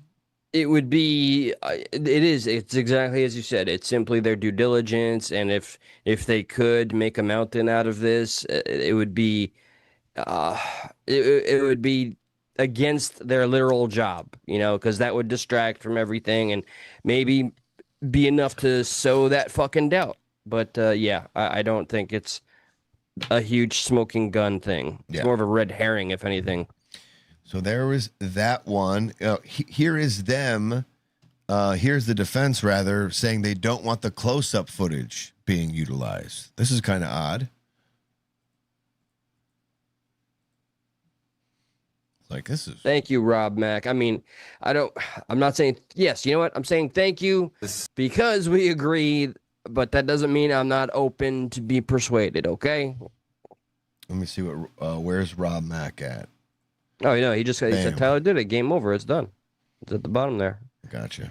I think there is a portion of the population who it seems to just fundamentally shake their brains almost to pieces if it equals being something as simple as 2 + 2. Right. Instead of some crazy formula that's been spun to you that you may have donated to and gotten merch. View of the shooting of Mr. Kirk and grievous injuries in very stark relief. And because of that, we are particularly concerned about our constitutional claims we have made and our standing objection in terms of our ability to get a fair trial if this is published. And I think, again, like, that's the whole thing, though. You're just showing that he was shot or like something happened to it. Like, I don't understand how you could make that inadmissible. I don't get that part. I am failing to see unless what kind of a slim chance would it be for the defense to hope somebody in the jury didn't already see this footage? This does not make a lick of sense to me. But okay. Like, how would that sway their opinion? Like, we know he's gone, right? Yeah. Whatever. I'm going to assume they're the professionals. This is our tax dollars at work. It's Brilliance. whack, too. It's whack, too. Yeah. Word. So here is another thing, just to be fair. People are up in arms about this whole flash drive thing, you know, because apparently we found out that the FBI received a flash drive some days or maybe even a week or two later when Andrew Colvett said the SD card was given away right away, right? SD card given away, but the FBI got a flash card. So you know, that's a thing. I mean, how synonymous are these two words? They're two entirely different things, but you know, like someone calling a tape a video. Is it like something? Would that be a far stretch? Exactly. Yeah, I'm gonna watch a movie. I'm gonna watch a DVD. Right. I'm gonna watch. I'm gonna watch a movie. I'm gonna watch Netflix.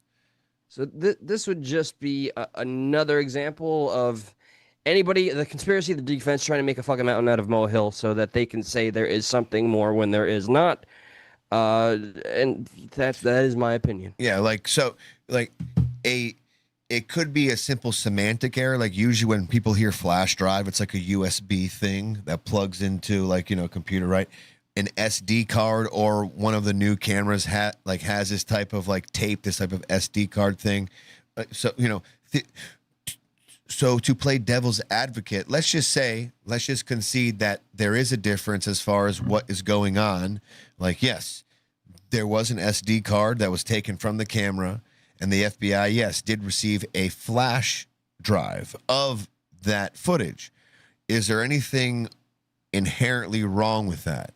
If that was my footage, would I want to hand over my original SD card to the FBI? Or would I rather have them hand over, am I trusting them, doing what they're going to do with this original footage? I mean, I know what I would do. What would you do? I would make a fucking copy. You would put that SD card, that information onto a flash drive and say, here's everything that was on that SD card. Yeah, I specifically would. I feel that's what I would do given that scenario. I'd also just want to mention, I'd say 98% of the time whenever I mention a SD card, I refer to it as a fucking flash drive. The other 2%, I'll actually call it a fucking SD card. That's just putting that anecdotal shit out there. By the way, on the bullet thing, that I don't know if I said this, but CanCon, that's the thing he didn't like. He was like, this is ridiculous, man. So he would know more about that. So when I saw him saying that, I was like, oh shit. Maybe not maybe, but obviously I'm a little more ignorant on that subject than he is. But I did see a lot of people say, that's not necessarily out of the norm for them to kind of chamber I'd like around. To press him on that a little bit. Yeah, he was like, that's he was very disappointed. If this is the case, that's very it's very sloppy kind of thing. Is the vibe I got, which is true. But can people not accidentally or just be sloppy? Look, I mean, the fact that the damn tragedy that preceded any and all fuck ups after the case, it's clear that this whole thing has been sloppy. Security should have been way better. There was so much miscommunication. Everything has been just one fuck up after another. It still does not take away that even adds plausibility to the simplicity of this being executed. Here's the flash drive. I mean, I don't even know if we even want to play this. We just kind of went over it, but maybe just get the the condescending tone of how people feel about the difference here. Maybe that'll. Oh, they fucked up now. Yeah. Look at his fucked up now, guys. Look at his stupid ass smirk too. Look at him fucking smirk. Yeah, you feel it coming. You can see this. Just watch. TPUSA had a videographer, Visual Impulse. And you know what? I totally despise new age reaction videos. How many videos do we got to see now where we're watching the clip we want to see, but then there's some asshole superimposed on top of it, above it, or below it, being like, "Yup, what? No, wait, what?" I don't need to see you doing that. If you're not going to add anything, why are you just sitting there going "Mm-hmm"? It's, I mean, this is accessible to all of us. I know. I don't see the impact, the necessity to put myself in the thing I'm fucking talking about. You know, Yeah. Unless it's like this kind of format live show, I don't understand it. Yes, it's annoying to me equally. It's cringy to me. Okay, just making sure. Just making sure on the same page. Gotcha. Yeah. Visual Impulse, who was taking coverage of the event, and they provided video to us that they had captured on September 10th of 2025. And do you know who or how that video was collected from Visual Impulse? Yeah, Mr. Farnsworth originally provided, I believe, a flash drive to Lieutenant O'Brien with one of the local agencies. And a short time after that, on September 10th, he provided downloadable versions, electronic versions to Agent Mortensen. Look, he's shaking his head. And an 1102 was collected from him on May 6th of 2026. So 1102 was prepared by someone with Visual Impulse? Yes, Terrell Farnsworth. And he's learning to count, too. He's like 1, 2, 3, 4, 5. You know, he's September. Like, he's upset that I guess maybe the FBI only got the flash device in May. I don't know what. Whatever the case, this little performative me fucking It's so method annoying. of TikTok reporting. Yeah, I detest it. Yeah. So there you go. So people are mad about the flash drive. And 2 final points of thought here. The final one is this guy, this Project Constitution guy. I have no clue who this guy is, but look at this bundle of joy. This guy is connecting dots that just aren't there. And what do you think a guy who does this stuff looks like? Candace Owens with a dick. Okay. And yes, Haiti, Sesame Street. Like, what about Lester from GTA 5? You know what I mean? Like that kind of vibe? Sure. There Yeah. he Whatever. is. Oh, okay. Alive are going to eat this up. Look at this. All you people that think Charlie Kirk is still alive are going to eat this up. People that think Charlie Kirk is still alive are going to eat this up. Hey guys, it's me, Colin, Project. These are the people who are making bucks and, content off of the conspiracy that Charlie Kirk is still alive or wasn't taken out by Tyler Robinson, is a Candace cuck. Constitution. So I want to walk you through some interesting information that we came across a couple days ago. It started out with just one. He did. He came across it, bro. So it's fucking legit, man. That is okay. Yeah, when you asked me what do I think it would look like, I was not prepared. Really? Okay. This definitely a little jarring.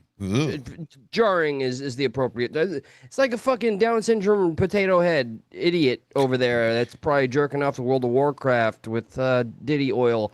But aside from that, yeah, my God, how many people made a shit ton of fucking money by just wanting to keep this alive so bad? And I really wonder, my ultimate curiosity is how many of these idiots actually believe what they're saying or know they're feeding a hungry audience.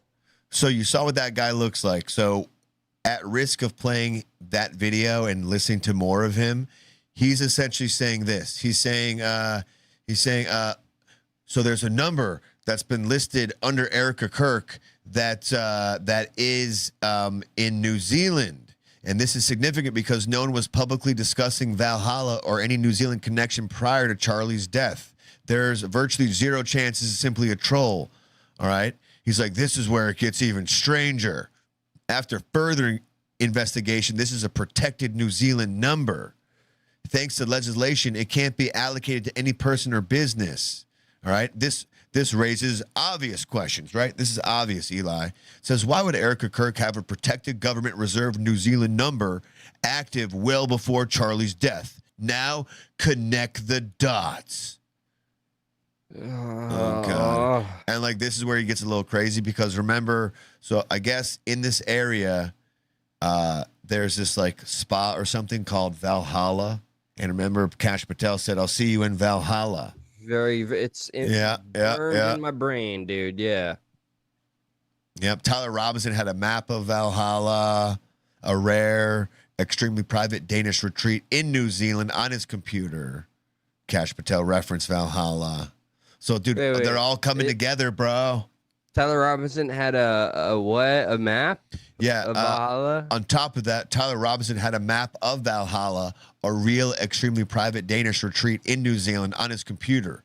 Microsoft has never used that island image as a default desktop or screensaver. He had to intentionally set it as his wallpaper.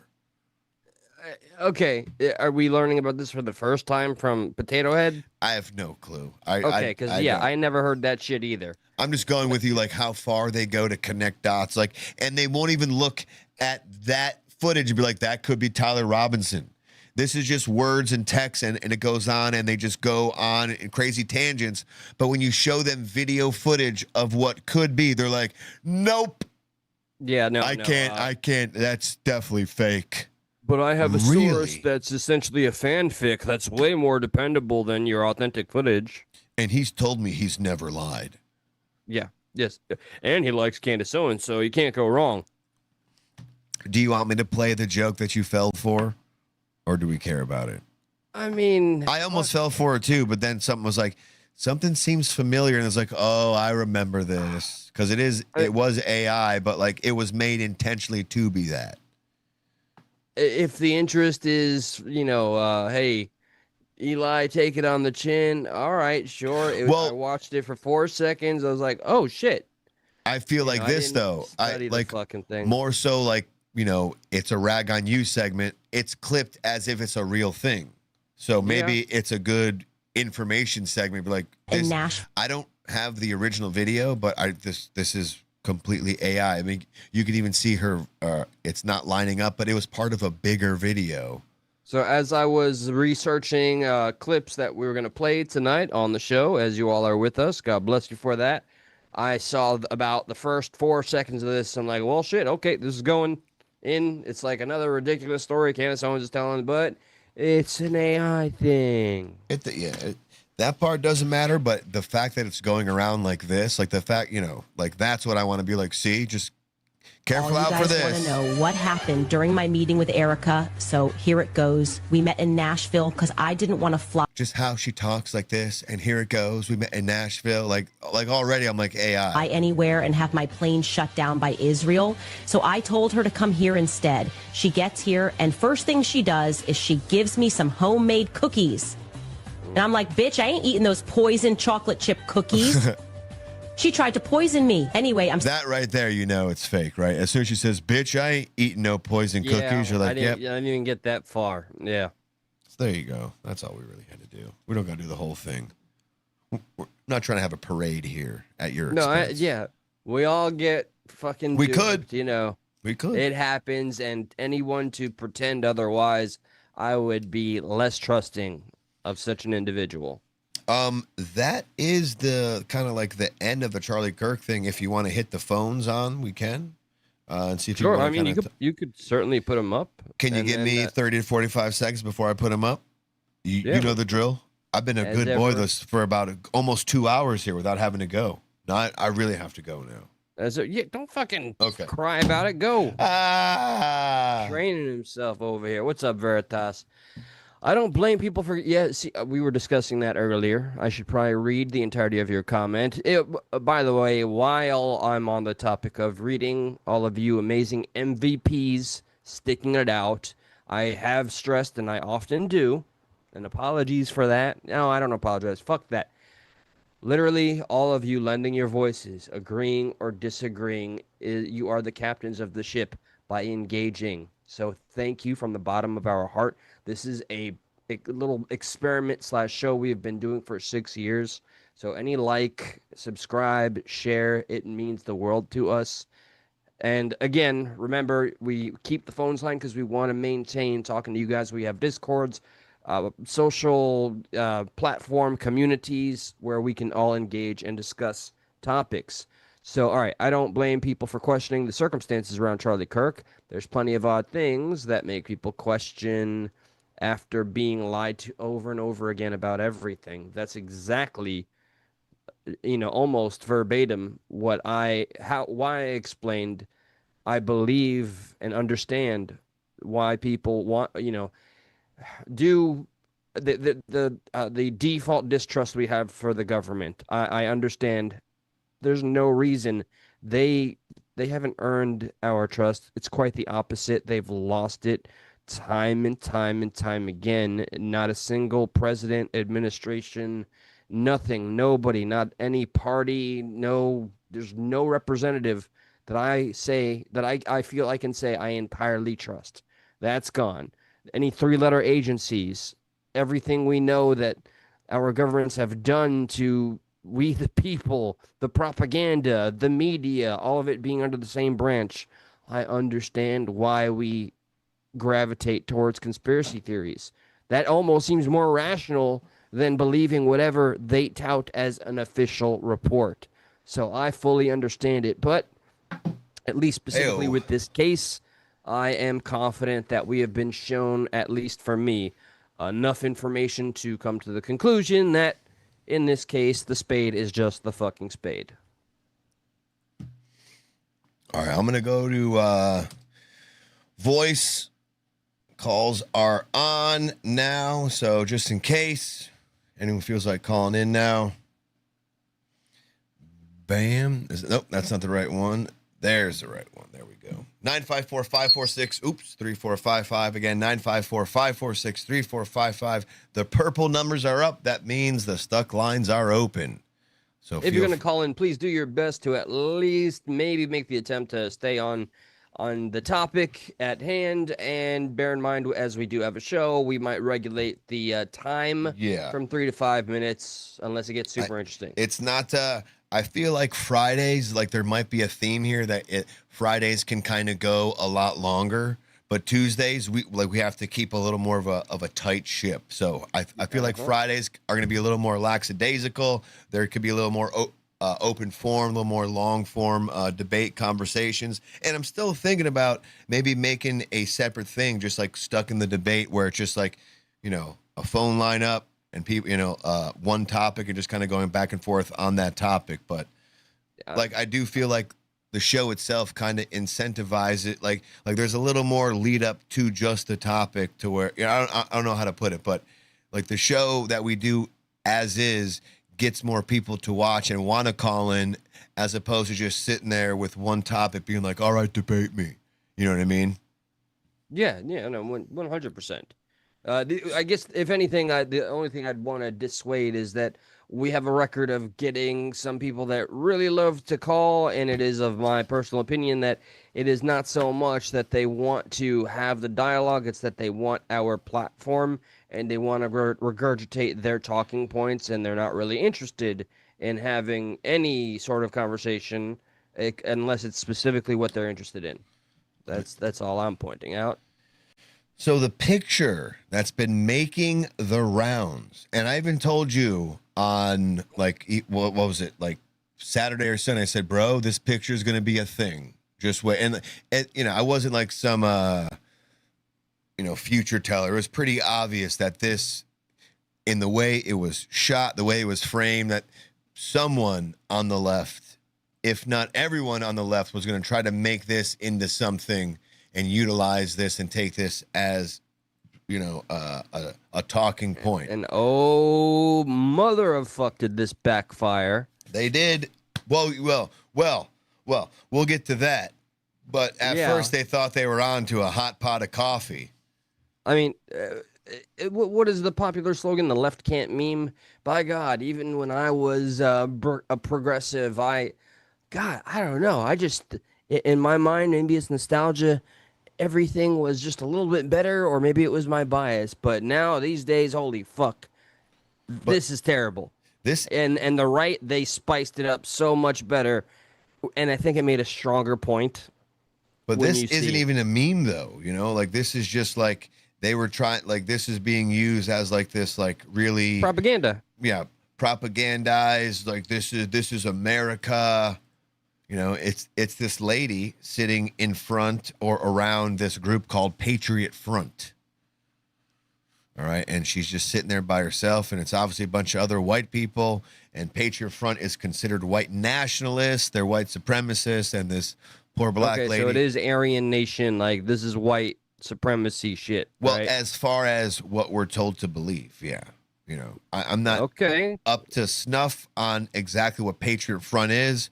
When I get told something by MSM, I tend to not to believe them, especially, you know, a lot. So, like, here we go. Here's some social commentary from somebody online. They seem to have a decent amount of followers, so I wanted to get his opinion on it. So here we go. Here is the first one of a few people outraged by this picture. What's the name of them again, please? Of who? Oh, Patriot Front. Okay. Patriot Front. So this is one of a few people who was completely outraged by what is going on in that picture. This picture was taken today, July 4th, 2026, America's 250th anniversary. This is a photo of a black woman sitting on the DC Metro surrounded by white supremacist members of the Patriot Front. If you've never heard of the Patriot Front, they are a white nationalist organization that was created after the Unite the Right rally in Charlottesville, Virginia in August of 2017. And this is what they're about in their own words. Pause to read. Been deemed a white supremacist hate repeating Grok. Word for word. No shit. Yeah. Group by both the Southern great Poverty. reporting, my guy. Look, they were called that by the SPLC. Oh, SPLC. We can all trust them. They've never fucking lied to us or fucked us over or funded terrorists. All right. I got one for you. SPLC. Such pathetic lying crackers. Okay. I mean, you know what? Maybe a little rough around the edges. I don't think so. I don't think so. We could put that on a few mugs, I think. You know? And get some sneakers out of the deal. I'm going to go like reverse or just opposite Chris Rock. I like white people, but I hate crackers. Crackers are the worst. Yeah, look, hey, Fiesta taught us that. Yeah. Okay. We like white people, but we hate crackers. So he's just literally We'll keep regurgitating that he's giving the background of their white supremacy idea. All right, hold on. Homogenous white ethno state. Okay. Primarily, it's a European descent heritage. All right. So I get it. This is their own words. It says the time of the republic has passed in America as the system grows too weak to perform its duty. The damage done to this nation and its people will not be fixed if every issue requires the approval and blessing from the dysfunctional American democratic system. Democracy has failed in this once great nation. It says an African, for example, may have lived, worked, and even been classed as a citizen in America for centuries, yet he is not American. He is, as he likely prefers to be labeled, as an African in America. The same rule applies to others who are not of the founding stock of our people. You never want to hear that from a white person. You're not the stock of our people. The founding stock of our people, as well as to those who do not share the common unconscious that permeates through our greater civilization and the European dysphoria.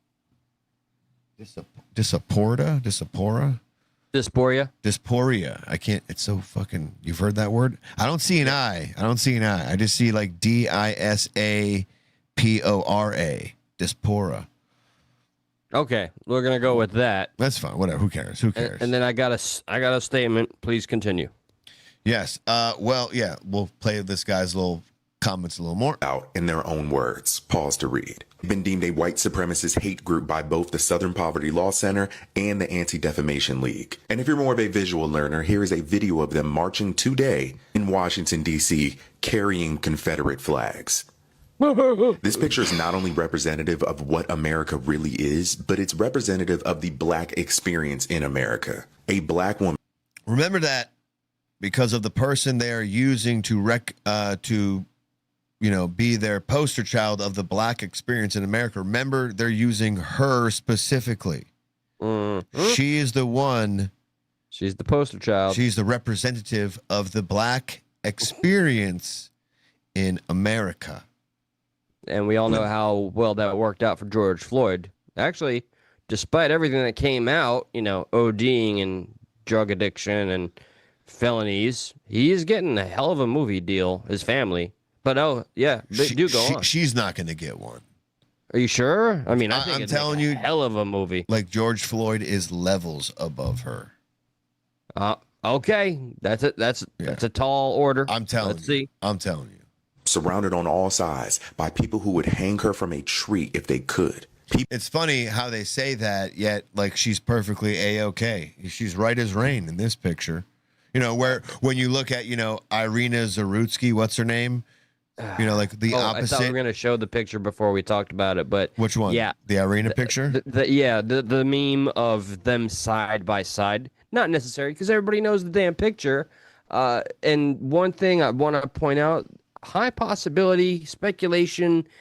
I think one of these, one of those white cracker racist folks gave her the seat. I think, but. Anyway, that is complete speculation, but okay, there she is, and there you go. It was just him by himself on there. You know, it wasn't like a bunch of him in red hoodies there standing by her. It was just him. You know, like you would think, as far as the crazy white supremacist group goes, if they had the opportunity, being so deep of all of them there and one lonely black lady, like they would have done racist things, right? Because they pull an American History X, you know, start pouring milk on her, and you know whatever else comes with that. Ew. That aside, that you did it to me, I do it to you. Yeah, damn right. Yep. And then here we have the fucking Given. I know he's mentally ill, but he was also a continued felon that kept on getting released. And literally said, "I got that white bitch," after he took that innocent woman's life. So I wonder if any of them said, "I got that black bitch there." No, Yeah, like you said, like I think really somebody gave their seat up. Like, would you like to sit here, ma'am? Yeah. Oh, and then after that, I got that. You guys see that? Yeah. High five. No. I think they said I gave that black lady my seat. Oh, that was a spin. M. Night Shyamalan shit right there. Bet. Okay. People whose identities are concealed because they're your policemen, your lawyers, your I bet you this guy doesn't give a fuck about the identities concealed during Antifa riots and stuff like that. He doesn't give one flying fuck about those concealed identities. So easy, like it's my easiest scab to pick when it comes to the BLM, like how they were created on their lie and how much money they fucking made and all the influence they've accrued.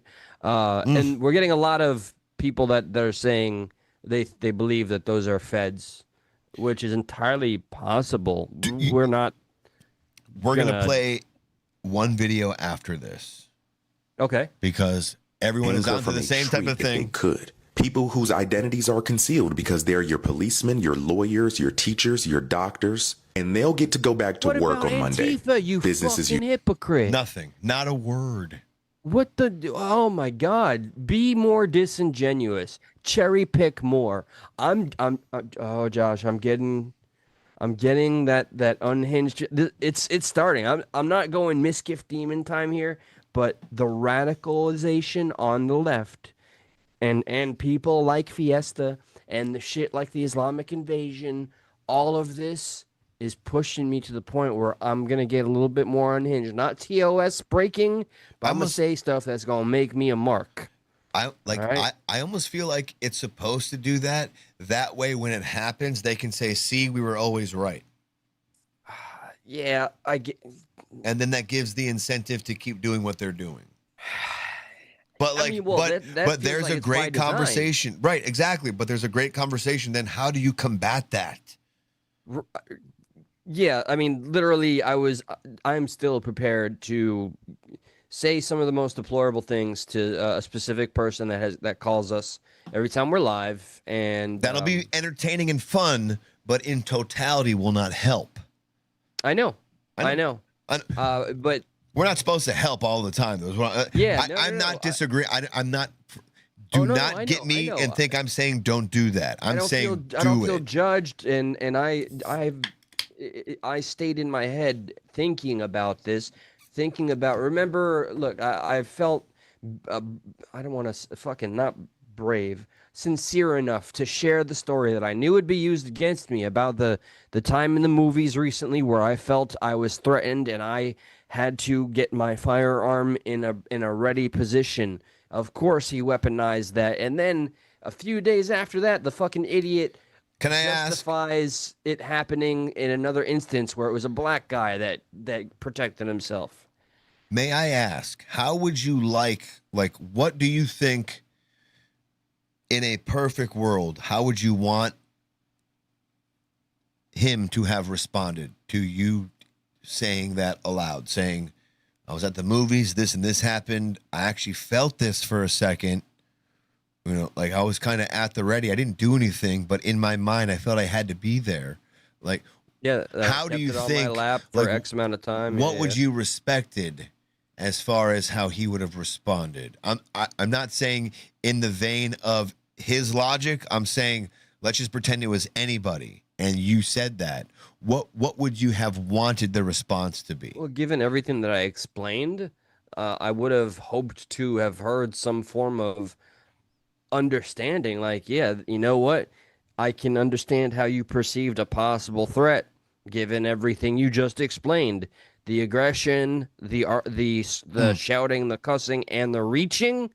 I get it, dog. Something like that. Yeah. That would have been just. And then say, but also, I'm glad you had the wherewithal to not act on it. Why can't the two things be true at the same time? By saying, you know what, I acknowledge you felt that way, and with how you explained it, I understand why you felt that way, and I even more so respect the fact that in you feeling that way, you didn't act on it.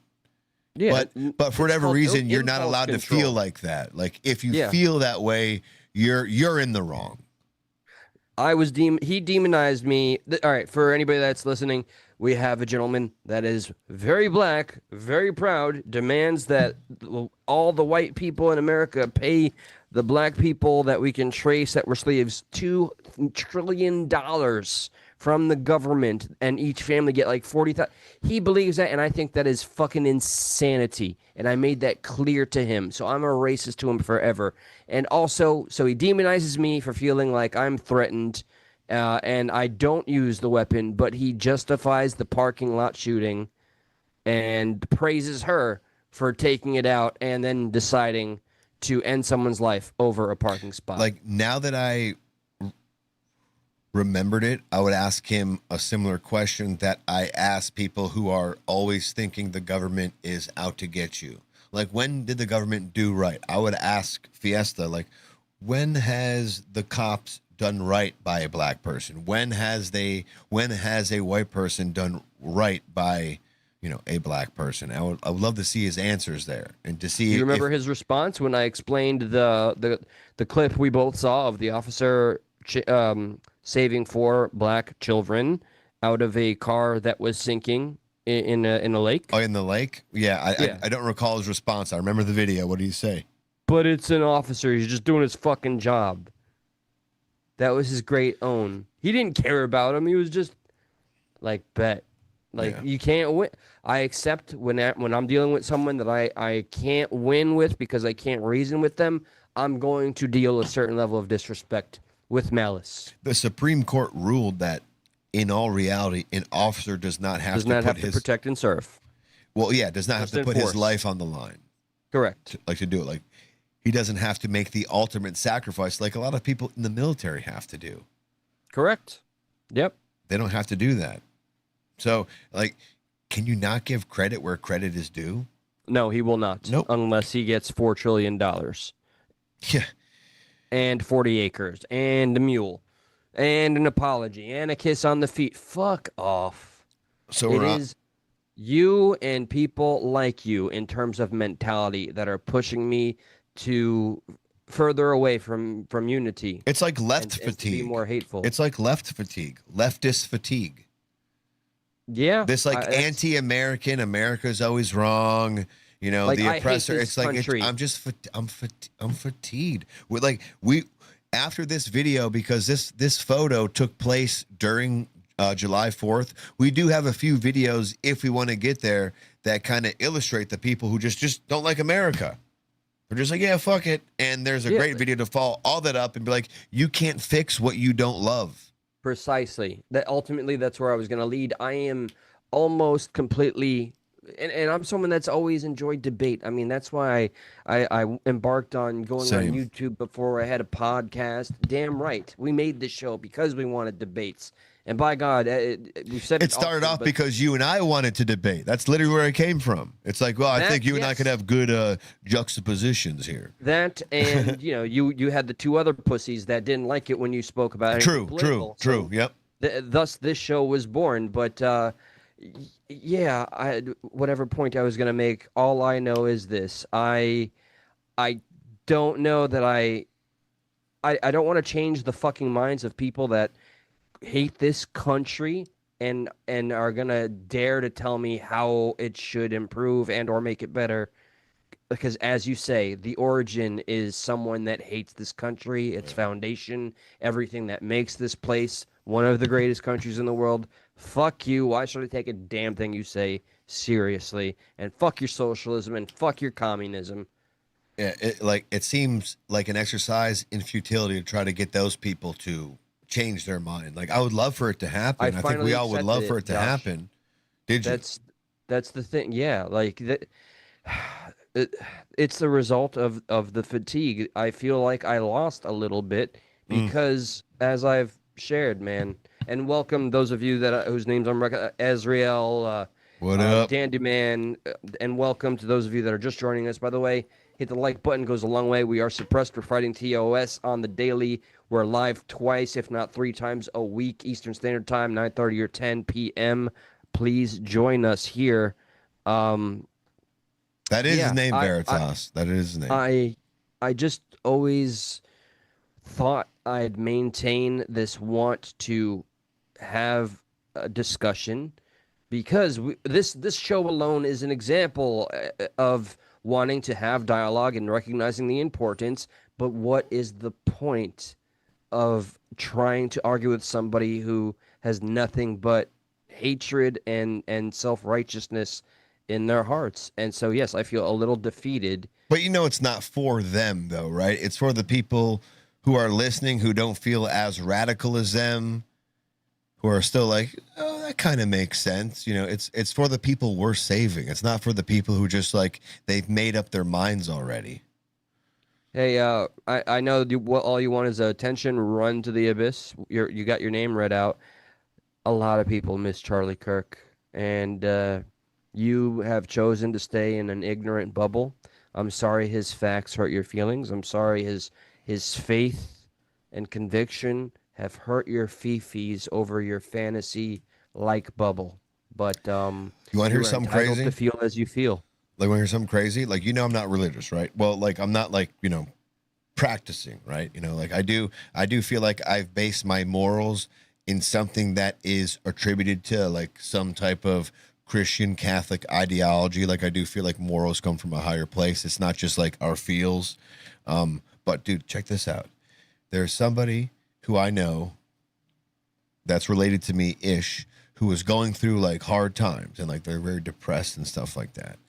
And, I feel like they haven't dealt with grief properly. They've had a few things happen to them where, it's been one grief after the next. They've they've been isolating, kind of staying in their house, kind of camping out, kind of hiding, not going out, and kind of feeling like not worth it. Like I can't be here like another time, and like trying to do a daily task just gets a little too overwhelming. And you know what I recommended? I said, dude, have you gone to church? I said, are you a religious person?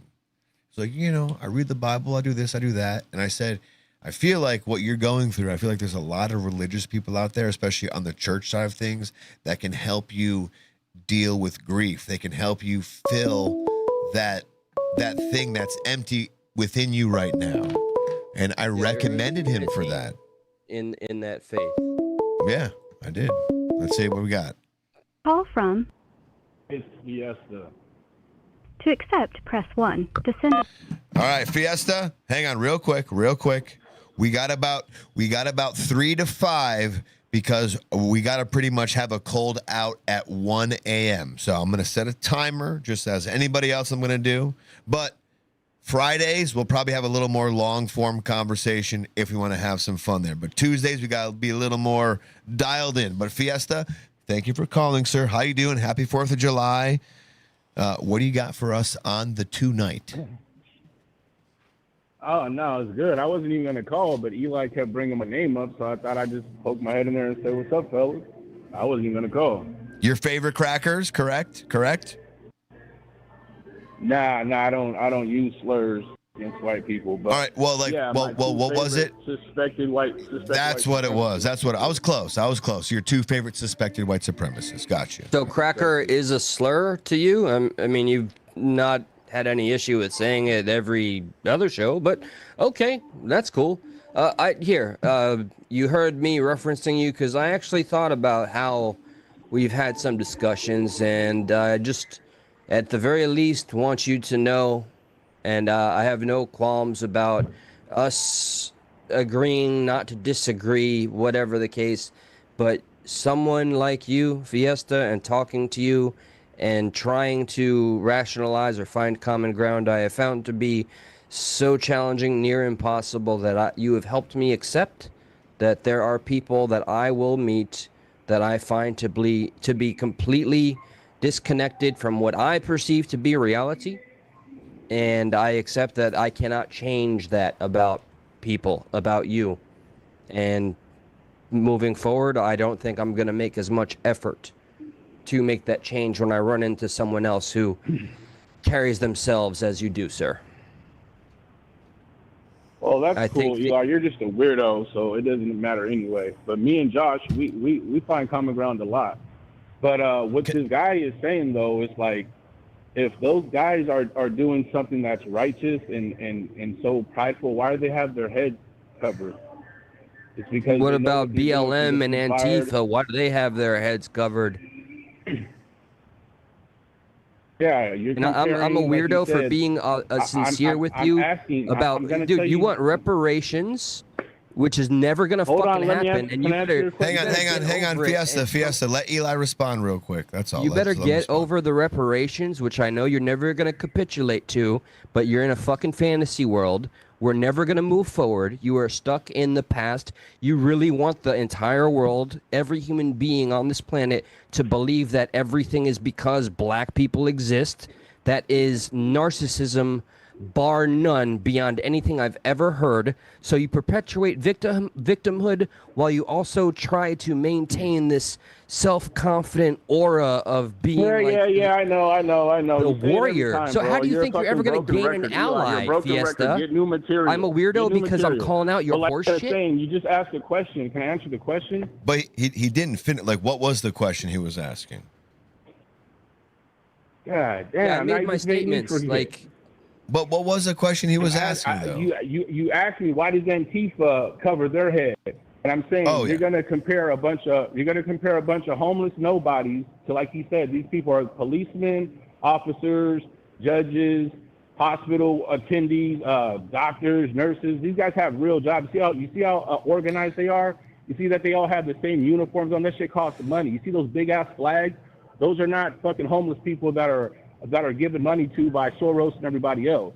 And what did they do that was wrong? Those are white Americans. If they're doing things that are good for America and they're not ashamed, why are they hiding their faces? Because it is, in 2026, and I'll play both sides here. Like, they're allegedly to be white supremacists. So, of course, somebody who's that openly racist might hide their face. But in the other, I guess there's three aspects here. We didn't get to the next guy saying that they're essentially all a bunch of federal assets. They're all federal agents. Like, they're not just a police officer, but they're actually kind of here to make it seem like, the SLP essentially, SPLC rather, has hired them to make it seem like there's white nationalists protesting this and that. So, like, they're bought and paid for. And then in the other aspect, they're just like pro-American. They're, quote, misunderstood.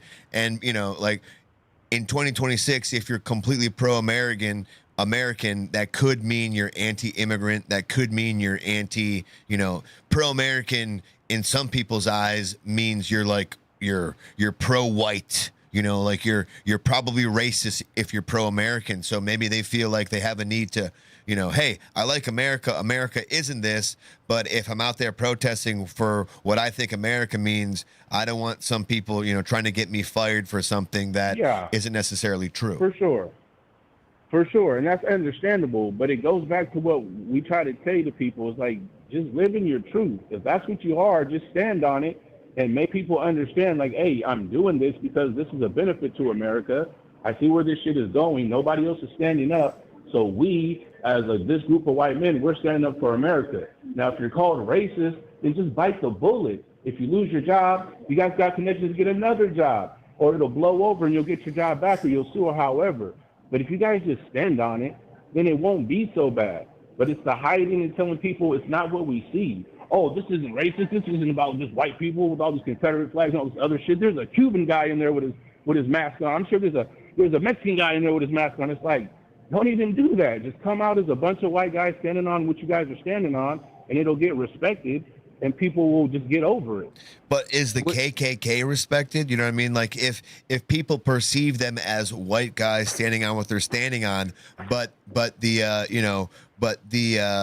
mainstream idea out there is they are white supremacists, but then you have a guy being like, yo, no, I love the Patriot Front. This is who I represent. Like, who has more power, the guy in the Patriot Front, or CBS News, NBC News saying the white supremacist group Patriot Front was in Washington D.C. and then your face is there, and it's like it's your word against the national news's word. I hope this standard is held also for BLM and Antifa. The same things that you're applying to this Aryan subset or whomever the fuck. I hope it's equal. Why wouldn't it be, Eli? Just saying, I hope it is. If it is, thank you. Yeah, don't hope, man. I like I said, I'm not a flip-flopper. You haven't caught me flip-flopping this shit in any of our conversations. So that's what I'm saying. But guys, there's a lot of pages out here where there's white people calling people the N-word and making all kind of racist remarks. And there's all these black pages where people are getting these white people fired. But you know what you come to find out a week later? The white people got $180,000 in donations. So it doesn't matter what happens. You guys have enough people with enough money. You see the same happens with the black race.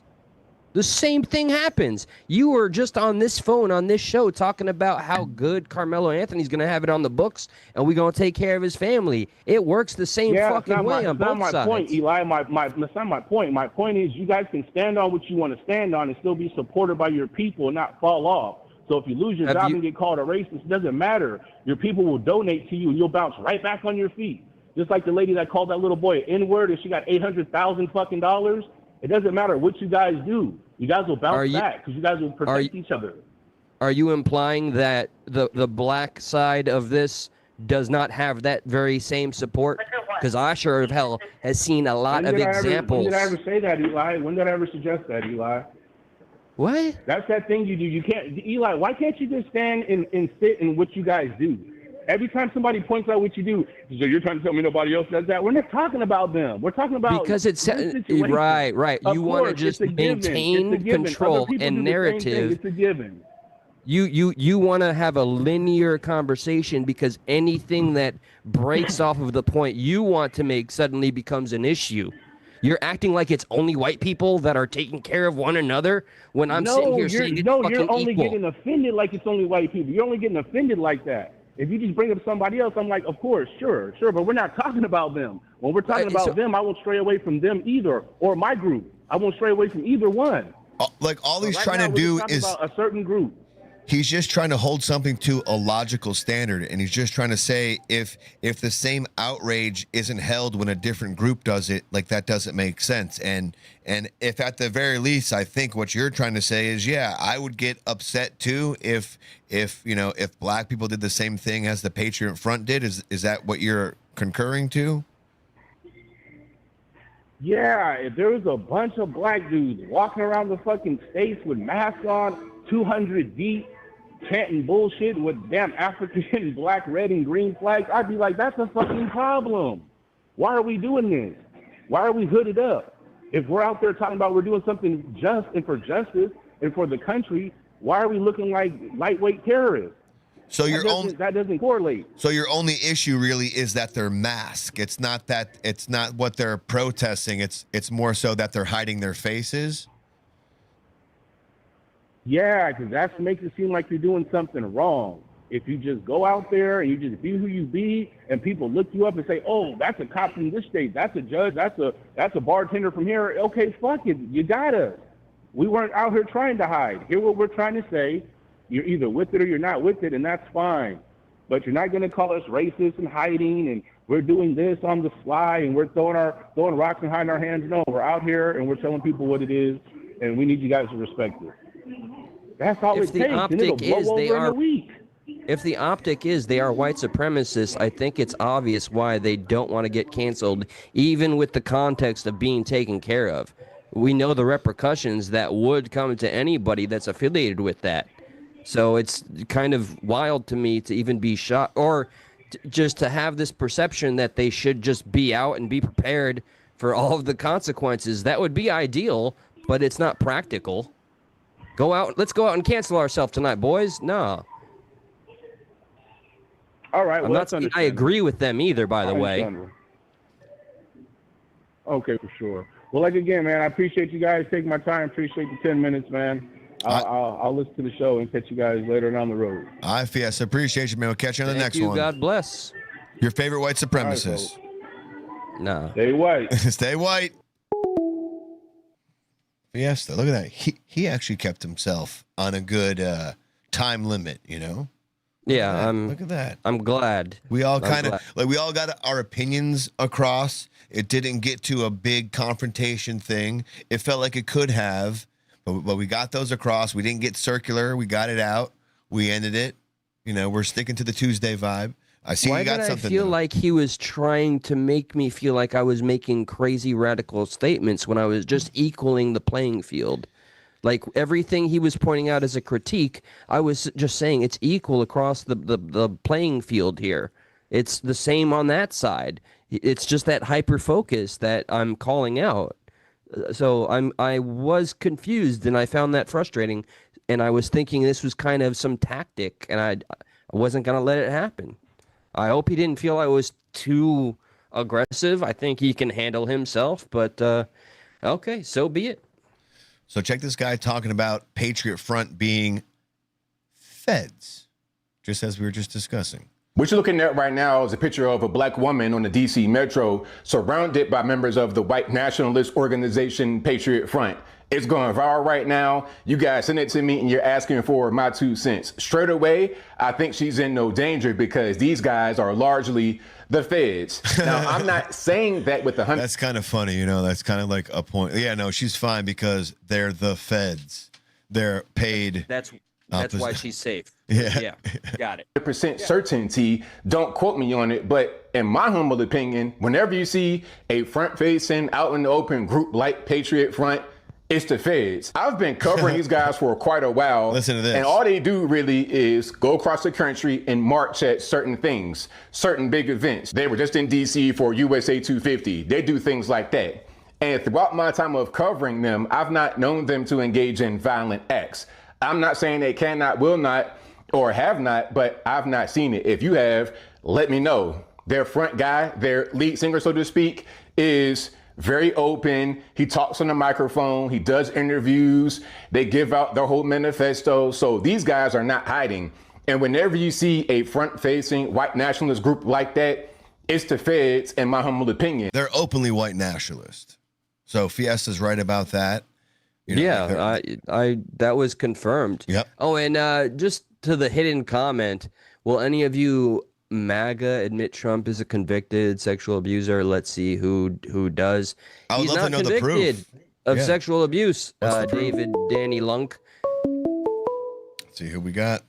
Oh boy, it's been a minute. It's been a minute. I'm gonna hit the timer though. Call from. My name is Julian. It's Julian. How you doing, sir? I'm gonna hang on. All right, listen, sir. I'm gonna, as soon as I'm done here, you got about 3 to 5 minutes. It's good to hear from you, sir. But it is a Tuesday night. We got a little time limit to stick to. How in the hell are you, Julian? You son of a bitch. You motherfucker, man. Yeah, I'm doing fine, man. How about you? We're doing all right, man. We're doing all right. What's going on? What do you got? What do you got? The what's it called? The Patriot Front. I think they're cool guys. I like them. And that woman, that famous photo of that black woman, right? Yeah. Well, you know what the difference is? She's not I mean- getting stabbed in the neck, you know? Oh yeah. We were talking about the meme, and we broke off to this random rant. But do you know what she did earlier on that bus? Yeah, she was crazy. She was licking the floor, or what was she doing? No. Something We got the video. She was tweaking out and pissing on the floor. She pulled down her pants. It was like shit pissing on the floor, and it's like, so this is your example of their poster child right now. Yeah, dude, I'm tired of all the woke media. They're saying, "Oh, she's in danger," but they didn't do anything to her. You know? Yeah. It's the opposite of like we already talked about, but Irina Zarutsky. You know? You said what? Yeah, that's Irina Zarutsky, the one who did get poked in the neck and died tragically alone. Oh, yeah. Nobody doing a damn thing about it by a repetitive felon who is mentally ill, who said literally, and I quote, "I got that white bitch." Yeah, he was a racist guy. He was racist. Yeah. Well, Julian, allow me to correct you. Black people cannot be racist. So I know. Last episode, I think I heard this guy. He was claiming black people created everything. That's bullshit, dude. Yeah, that was the individual we were just talking to. Blacks haven't done anything, dude. Listen, this is my opinion. I know blacks haven't done shit, man. All right. They haven't done shit. I do feel like Fiesta's explanation was an overreaction because, much like what Julian just said, I feel like he's, Fiesta would be overcompensating. It's not a fact. It's not a fact. There's a lot of good black inventions. No, it's not a fact. A lot of good black inventions. No, okay, explain this to me, and this is disturbing. Did you know blacks never had a will? They never discovered a will or invented a will. Isn't that insane? What do you mean? Will. You know what the will is? No, like, so they don't use one? Like you don't have to invent? No, they never invented a will. A well or a will? Wheel, I think he said. A wheel. A wheel. What? Yeah. Yeah. They never had one. Isn't that insane? Every civilization had one, except for sub-Saharan Africa. Yeah, but like, may I ask you? So, what you're saying is every civilization created their own wheel. It wasn't like brought over by somebody else. They had a concept. Yeah. Mm-hmm. I don't know. I think that's wild. I never heard that before. One statement I liked while I had that never-ending, impossible to have a fucking, like, I don't know, a W in that debate was what I call my liberal approach, where I said, hey, man, can't we just kind of accept that every race and creed and or religion has kind of fucking invented something and we've all kind of built upon it? And he wouldn't have that, and he defaulted to, no, everything started as, Egypt or black or blah, blah, blah. And that was Egyptians aren't black. What an idiot, man. Well, dude, they're darker than whitey, but... Man. Fiesta and Julian got to talk. Yeah, that'd be a great show. Yeah, we got to see them have a little on-air discussion. Guys, the steam engine, the first telephone, the first automobile, everything. It's Europeans, baby. But it's not everything, though. Like, you know what I mean? Like we have to be fair. We have to be fair. The technology we use today is because of the Europeans. Also, you should have told, what's his name? Fiesta? Yeah. Compare the European countries to the African countries. There's no comparison. I did pull that number when he was saying that. It's so uncomfortable to even say it feels wrong to say, but like, what is wrong to ask? I'm going with what you're saying, Eli. I just feel like feels so wrong to say, but is it really wrong to ask? Dude, all the philosophers were European. All of the intelligent people are the most smartest men, white, European. I mentioned Greek philosophers, and he said, no, they stole it from Egypt. I mentioned specific names. Oh, they had black servants. And then the last thing I was trying to be modern, he said, oh, the blacks invented like the airplane when we brought up the Wright brothers. And I said, and then when I got angry, I said, okay, how's the mass production of airplanes going in Africa, buddy? And is there a situation? I'm just asking you guys, like both you guys, is there a situation where a white guy takes credit for an invention, but it was actually a black guy who essentially got it going? Of course. Okay. Yeah, fair is fair. You know then. where I stand. I know. I'm not racist. I know where you stand, but just like for clarification for the. Oh yeah, no, I'm very, Yes. I'm very pressed. I'm fucking. It's. I don't care if it's the wrong word to use. I am fatigued with a lot of the radical shit. But I'm not going to sit here and agree with the caller, as much as we sound like we're hitting it off right now, that black people as a whole have done nothing. I think that's ridiculous. You should have told him. You should have told him he's speaking English for a reason. There's a reason why he's speaking English. What's that? Yeah. All that being said is I still stand by my more liberal take, which is everybody. If we generalize as a race or religion or whatever, we've all done something phenomenal. Except for the blacks. But equally, Except for we've the all blacks. done something disgusting, and we have to carry that with us. Period. Yeah, you know who started slavery? I think it was Egypt, or I forgot what nation, but I think they started slavery. And he was trying to blame whites for slavery. Bullshit, man. So, like technology and computing, foil electric microphone, James E. Maceo, he invented that. The PC and monitor advancements. I don't know what that means, but Mark E. Dean did that. And then automobile, everything. Check this one out. This is third down from Google. So I feel like Google is really fucking being a dickhead. But the third one down is the Super Soaker. Remember the Super Soaker? You know? No, I just want to see you motion that some more. I know, but we went from microphone to PC to Super Soaker. That seems kind of unfair, right? I feel like there's a lot more middle ground between those two things than microphone to Super Soaker. Can I give one of the greatest overlooked inventions is, Wu-Tang Clan. Thank you, commenter. No, kidding. Hell yeah. Kidding. Home security system, the improved ironing board, modern day dry cleaning, refrigerated transport, multiplex telegraph, traffic signal and gas mask, blood banks. Come on, man. Super Soaker. Come on, dude. Yeah, what have the blacks done? Nothing. I just what? Man, no, that was all. He was. Julian, that was all from the blood. Damn it, Julian! You just, like we start off so good, and you say something so borderline. Dude, listen, racist. The Jews. I like the Jews now. I think they're fine, but the blacks, I'm done with them. Fuck, dude. All right, I have. Okay. Can you confirm a suspicion for me? With all due respect, Julian, for any reason has your recent tune that's changed have anything to do with Nick Fuentes? Yeah, I'm not really a fan of him anymore. Interesting. So are you being a little facetious when you say you have no problem with the Jews anymore? Because that doesn't... No, I still do, but... Dude, Eli's getting his hopes up, Julian. You better not disappoint. No. Okay, listen, the Jews... You have your issues with them, and I understand it. We get it. Yeah, you don't have to lie. Yeah. I know. Listen, the Jews, they're not loud. They mind their own business. I'd rather live in a neighborhood full of Jewish people, Yeah. Ooh. Wow. Okay. But I mean, I'm kind of torn by... Ride like the wind, Bullseye.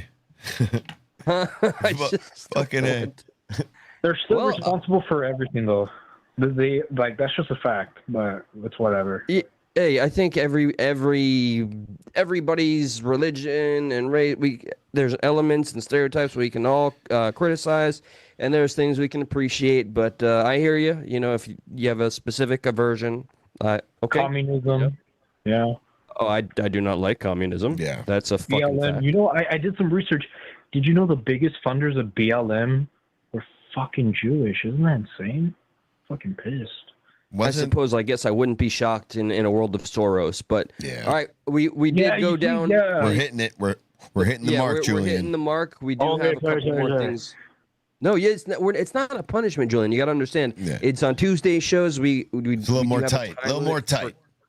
For calls, Fridays we go a little longer on that. Okay. Friday. That's all. Before I go, Wait, are you guys watching the World Cup, or are you guys not into soccer? Well, I know USA just got. I know they're out, but other than that, I didn't watch today's events. What's the question?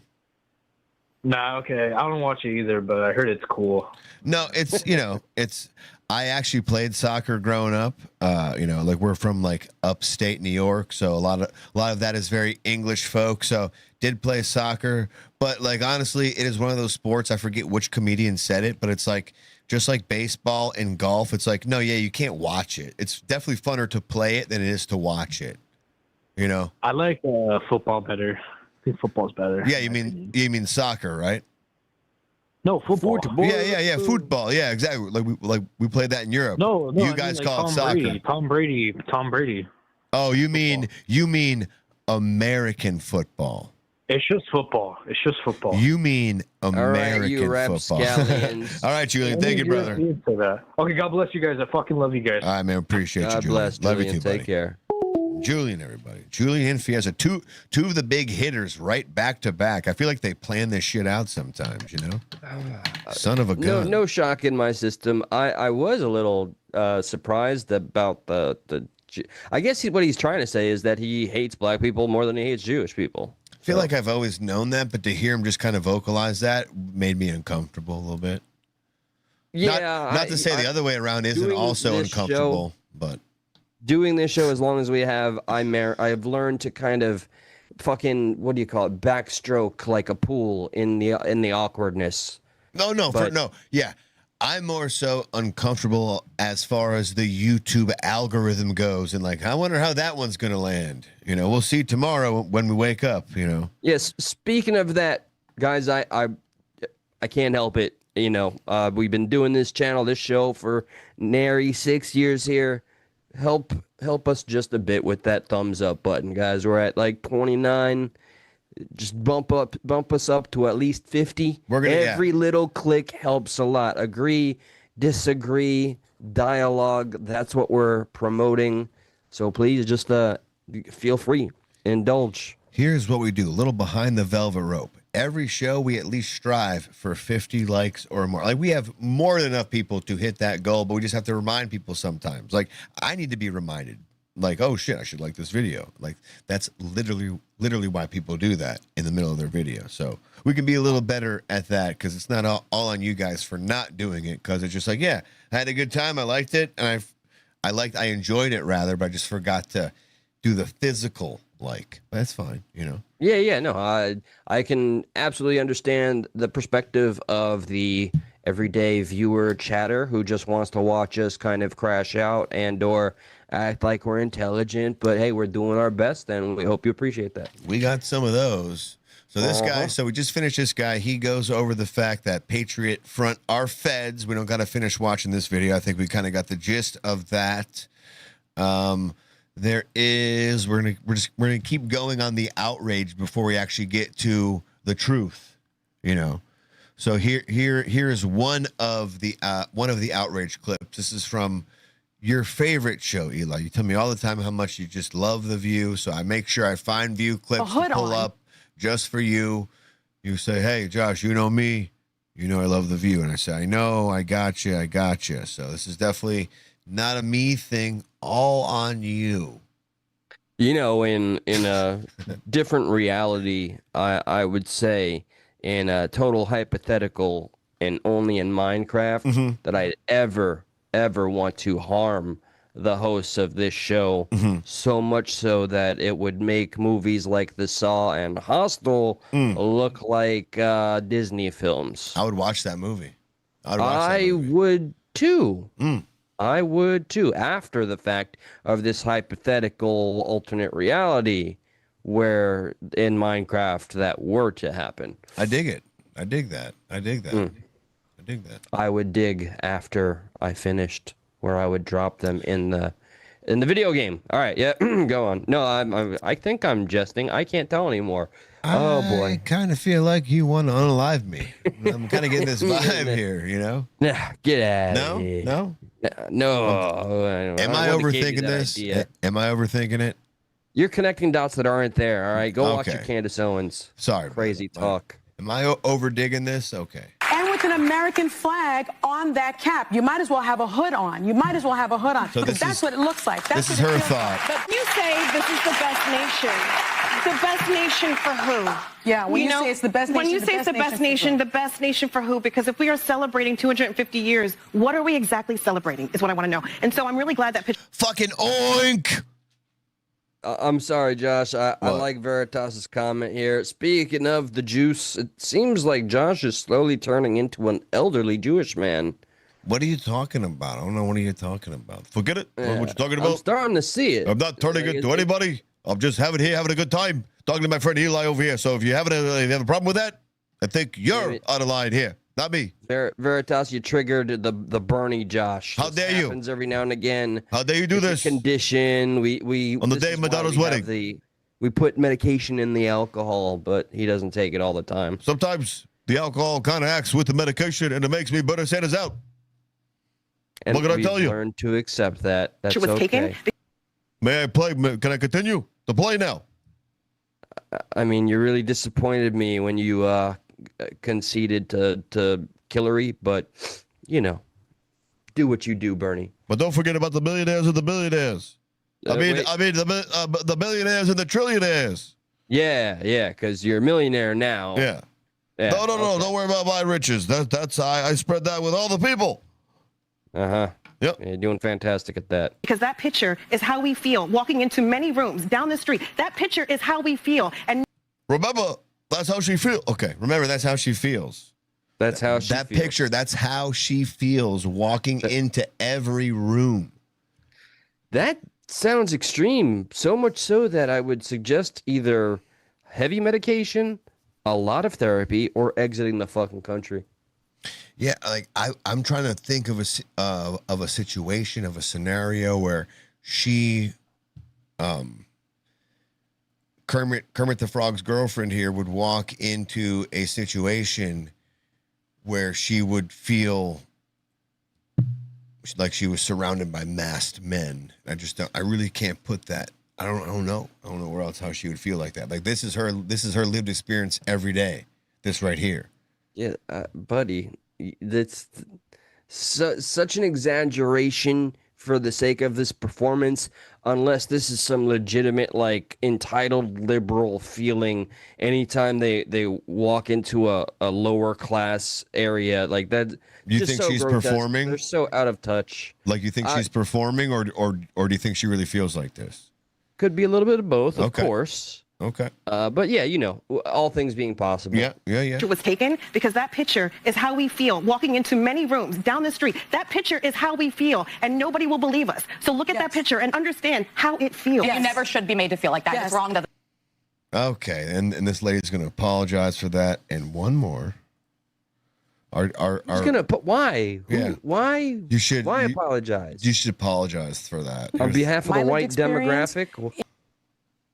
So here's Sunny. Now Sunny's going to say how she felt when she saw that picture. As a black woman, my lived experience in this country was embodied by a photograph that was taken. Do we have the video of what this exact woman poster child did? Are we allowed to play that or no? Yeah, we're about to get there. I got the blurred version. Yeah, I got the blurred. Like we're gonna see the whole thing just blurred.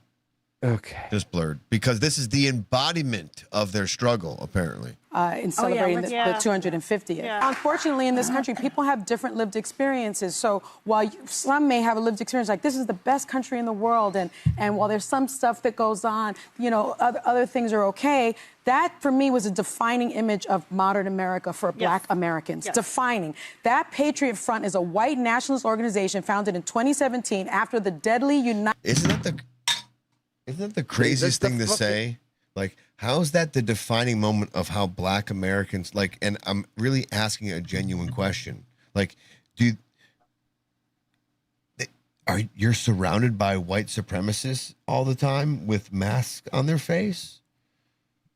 I don't get the analogy there. Like, it seems very hyperbolic. And like, maybe I get the point, like they feel like they're surrounded by racists every day, but oh, the implication is basically during their very privileged life in this shithole country where they are now wealthy, they, because of their skin color, it's clearly held them really, really back. Feel every white person is just secretly wearing that hate mask. It's that transparent, invisible, non-existent hate mask that they put in just for convenience or just to appear like the victim, so that while they're disassociated, they can maybe make some false connection with people that somewhat can identify with what she's saying. I don't know. They are so out of touch, and this is pathetic. They're out of touch, but that thought is very, very much repeated throughout culture. So yes, they're out of touch, but that thought goes far beyond just this television show and is agreed to beyond just our screen here. Like, oh yes, indeed. You're damn right, and that's why I have no fucking discomfort when I say that's where the fatigue I have comes from. I'm fucking tired of it. I'm tired of this perpetrated fucking continuous victim of I am the victim. I am, oh, poor me. Everybody feel bad for me. I have all of these things you do not, but still somehow, some way, because of a systemic problem that I can't even quantify. This woman is living in luxury. And she is sitting here talking about feeling tortured, trying to make a metaphor out of a singular image of a black woman surrounded by white supremacists who just so happens to be a fucking tweaker. And those white supremacists just so happen to be feds. The right rally in Charlottesville, Virginia. You know what they promote? An ultra-nationalist ideology that focuses on creating a white ethno-state in the United States with the ultimate goal of reshaping American society to align with their vision of racial and cultural homogeneity.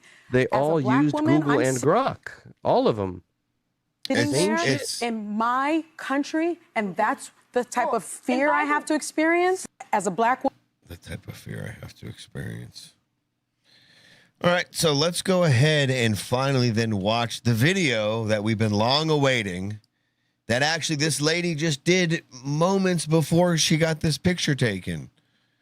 Moments before. Bear in mind, this is the literally bear. This is the movie after My Daddy Changed the World, which is the George Floyd story.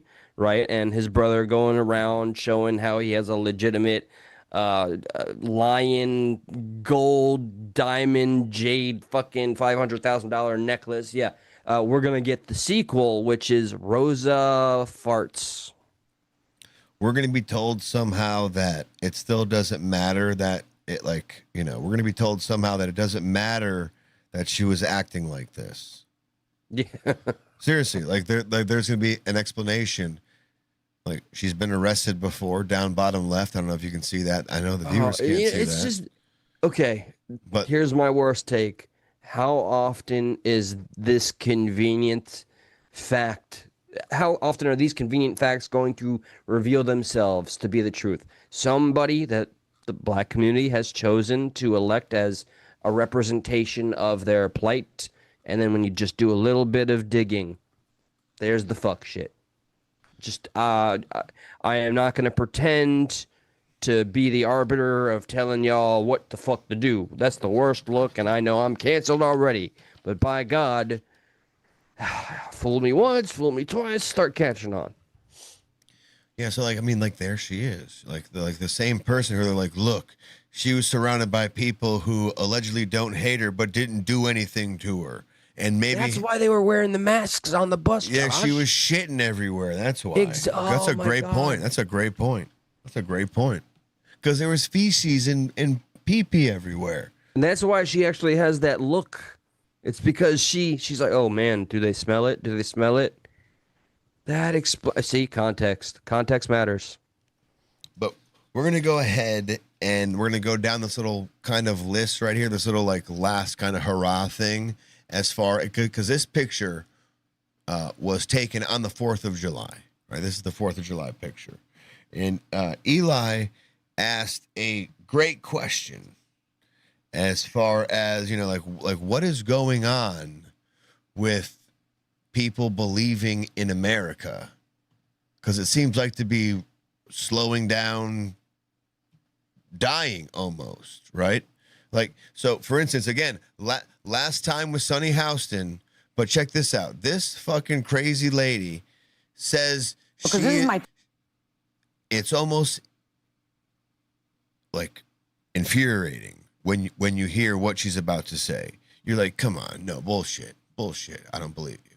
Listen to what she's afraid of in America. And I said this on this show many, many years ago, because this is my 10th year on the show, and I said there are times when I walk into a community and I see American flags all over the community, and I suddenly feel unsafe because there is a section of this country that has co-opted the American flag, and they equate being an American or an American flag with white supremacy. And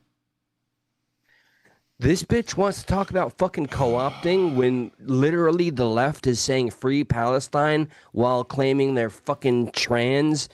And she's talking about fear of the American flag. Bitch, just fucking leave. You got the money. Go to Belize, go to Rome, go to Greece. Get the fuck out. Tired of hearing to people in a real position of privilege claiming they have anything but and being condescending little fucking cunts. Look at these guys. Also on July 4th. Death to the USA, goddammit. Death to the USA. Death to the USA. Death to the USA. Death to the USA. Death to the USA. Death to the USA. Death to the USA. Death to the USA. He loves it. That's right. That's your fucking Here you go. Democrat. Here's crackhead Barney. Fuck the USA. Fuck America. This genocidal, homicidal piece of shit country. We're not free till everybody is free. Fuck the fuck. Go find freedom elsewhere. Leave. Happy birthday, fuck you.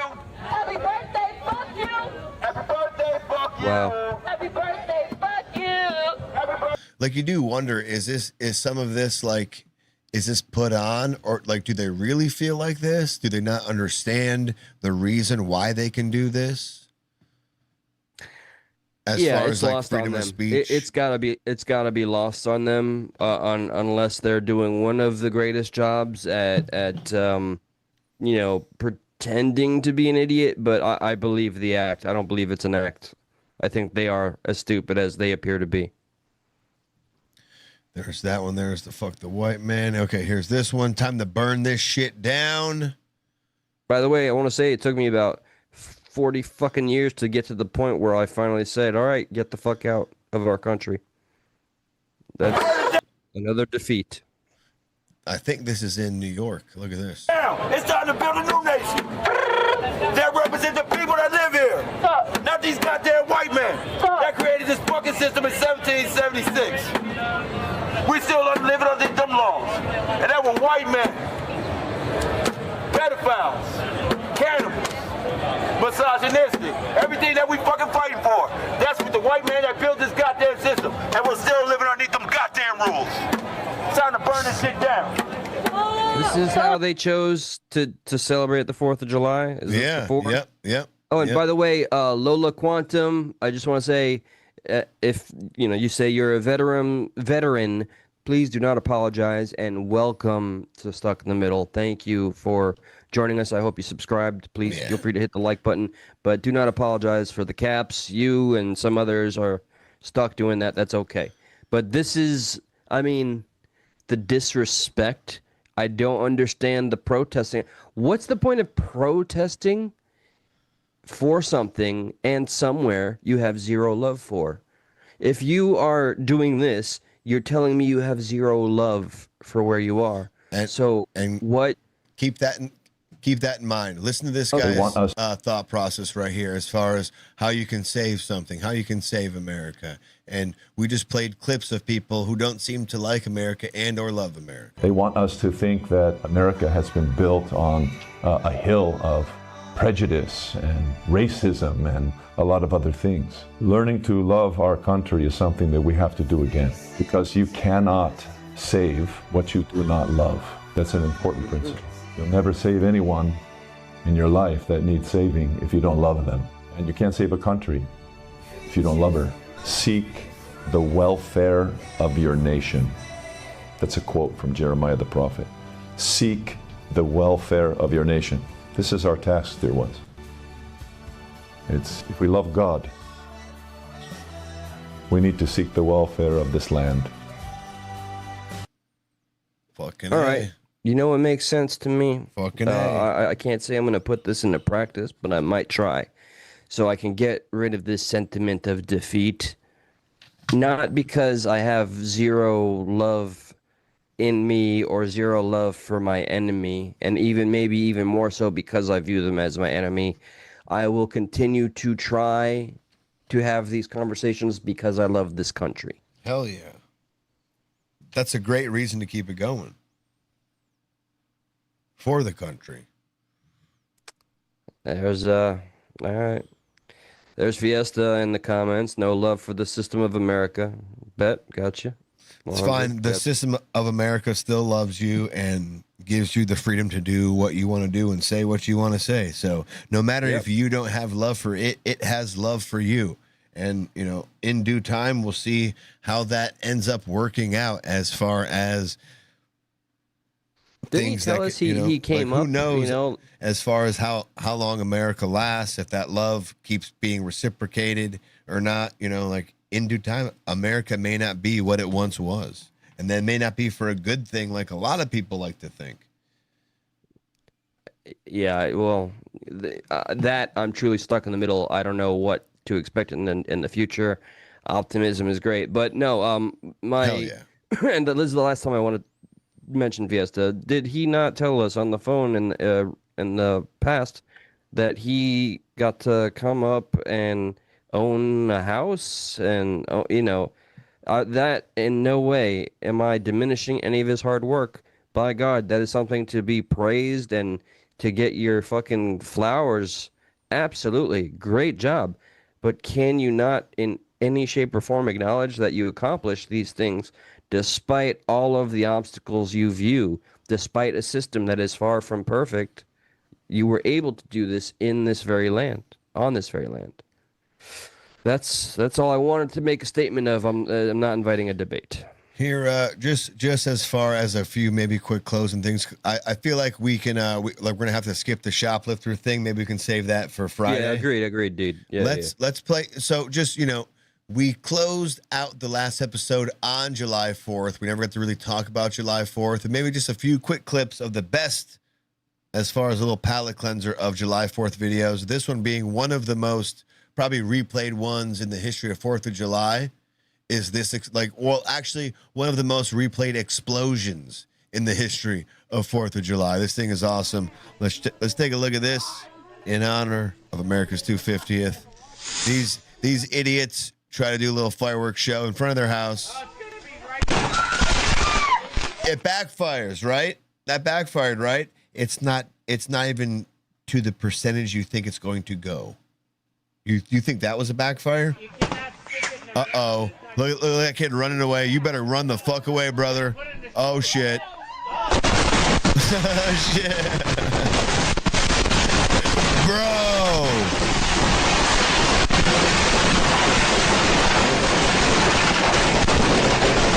That's some straight Apocalypse Now shit. That is classic 4th of July footage. Like, everyone's okay. No one got hurt. You know, that's why it's okay to play, you know. Just real quick, Fair how game. many other clips have you seen of like wrecked or backfired 4th of July shit? Because I've seen some wild stuff. Dude, there's so many.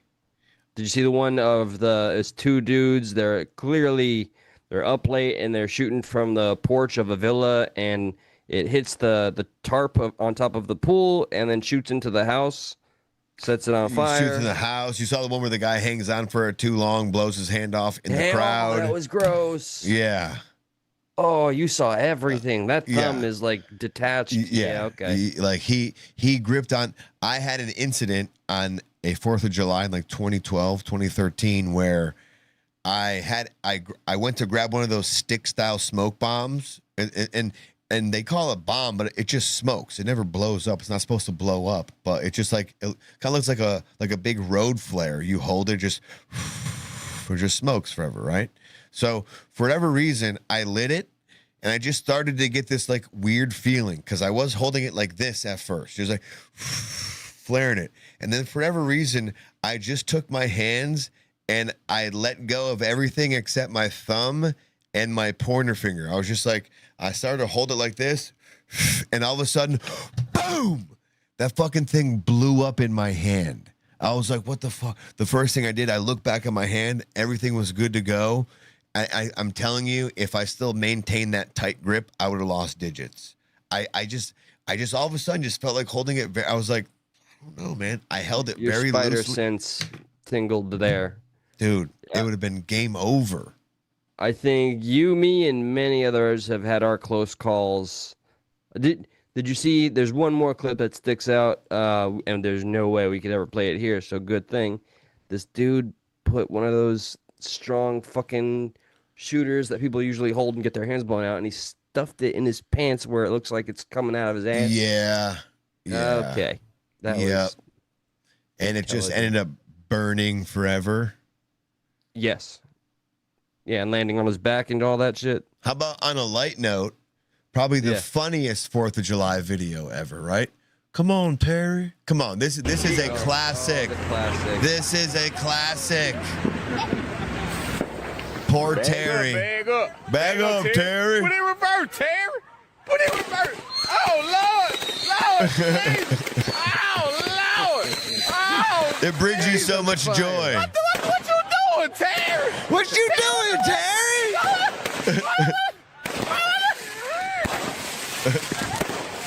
And look at him slowly creeping away.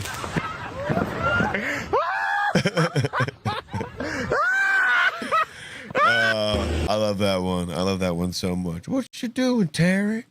Back Okay, up, on a darker Terry. note, in local news, in nearby area of Florida where I'm at, an 84-year-old man decided to pour gasoline in the interior of the vehicle he and his wife of 42 years own, and light it on fire with her inside. Which he was successful, burned a good portion of her leg. She's still in the hospital. She survived. Oh, she's good. And he burned himself pretty damn good. Motherfucker's 84 years old, and the video shows him turning around slowly, grabbing a hold of his walker, and hobbling away from the car as it is just fucking billowing. Oh, with fire. send it to me. I want to see. That was on the news.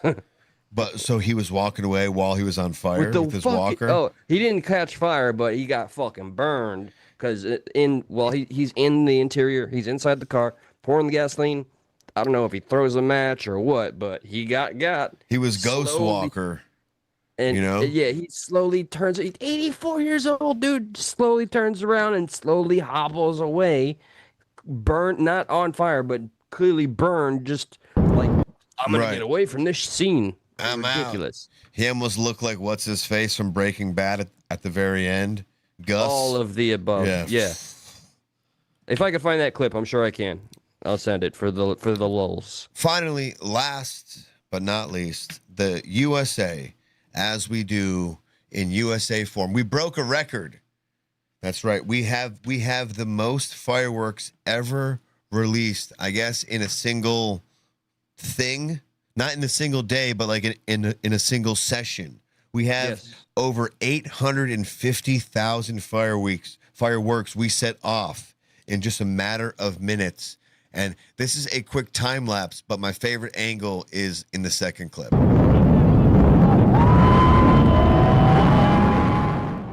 And then it's going to speed up here real quick. That's a lot. That's already a shitload of fireworks. Hang on. You know what? I think you guys are missing some of them. Hang on. Hold up. Hold up. Swolled up. There we go. So I didn't see this one. I saw what they did in Japan, which was also pretty amazing. And they had they do an amazing display. Their fireworks made a perfect visage image of Trump and Melania. Those were drones. Those were drones. And that was that makes us. That was Trump and Japan's like prime minister, I believe. Oh, is that what? Okay, yes, okay, yes. okay. Like Gotcha, I forget yeah. her name precisely, but yes. But that was massive respect, man. I love Japan. So I don't even think there's any yeah, for sure. I don't think there's any drones here. This is just all fireworks. any moment. Oh, now, yeah. if you want to play. Oh yeah, no. This one, I don't believe. I heard nothing about any drone usage.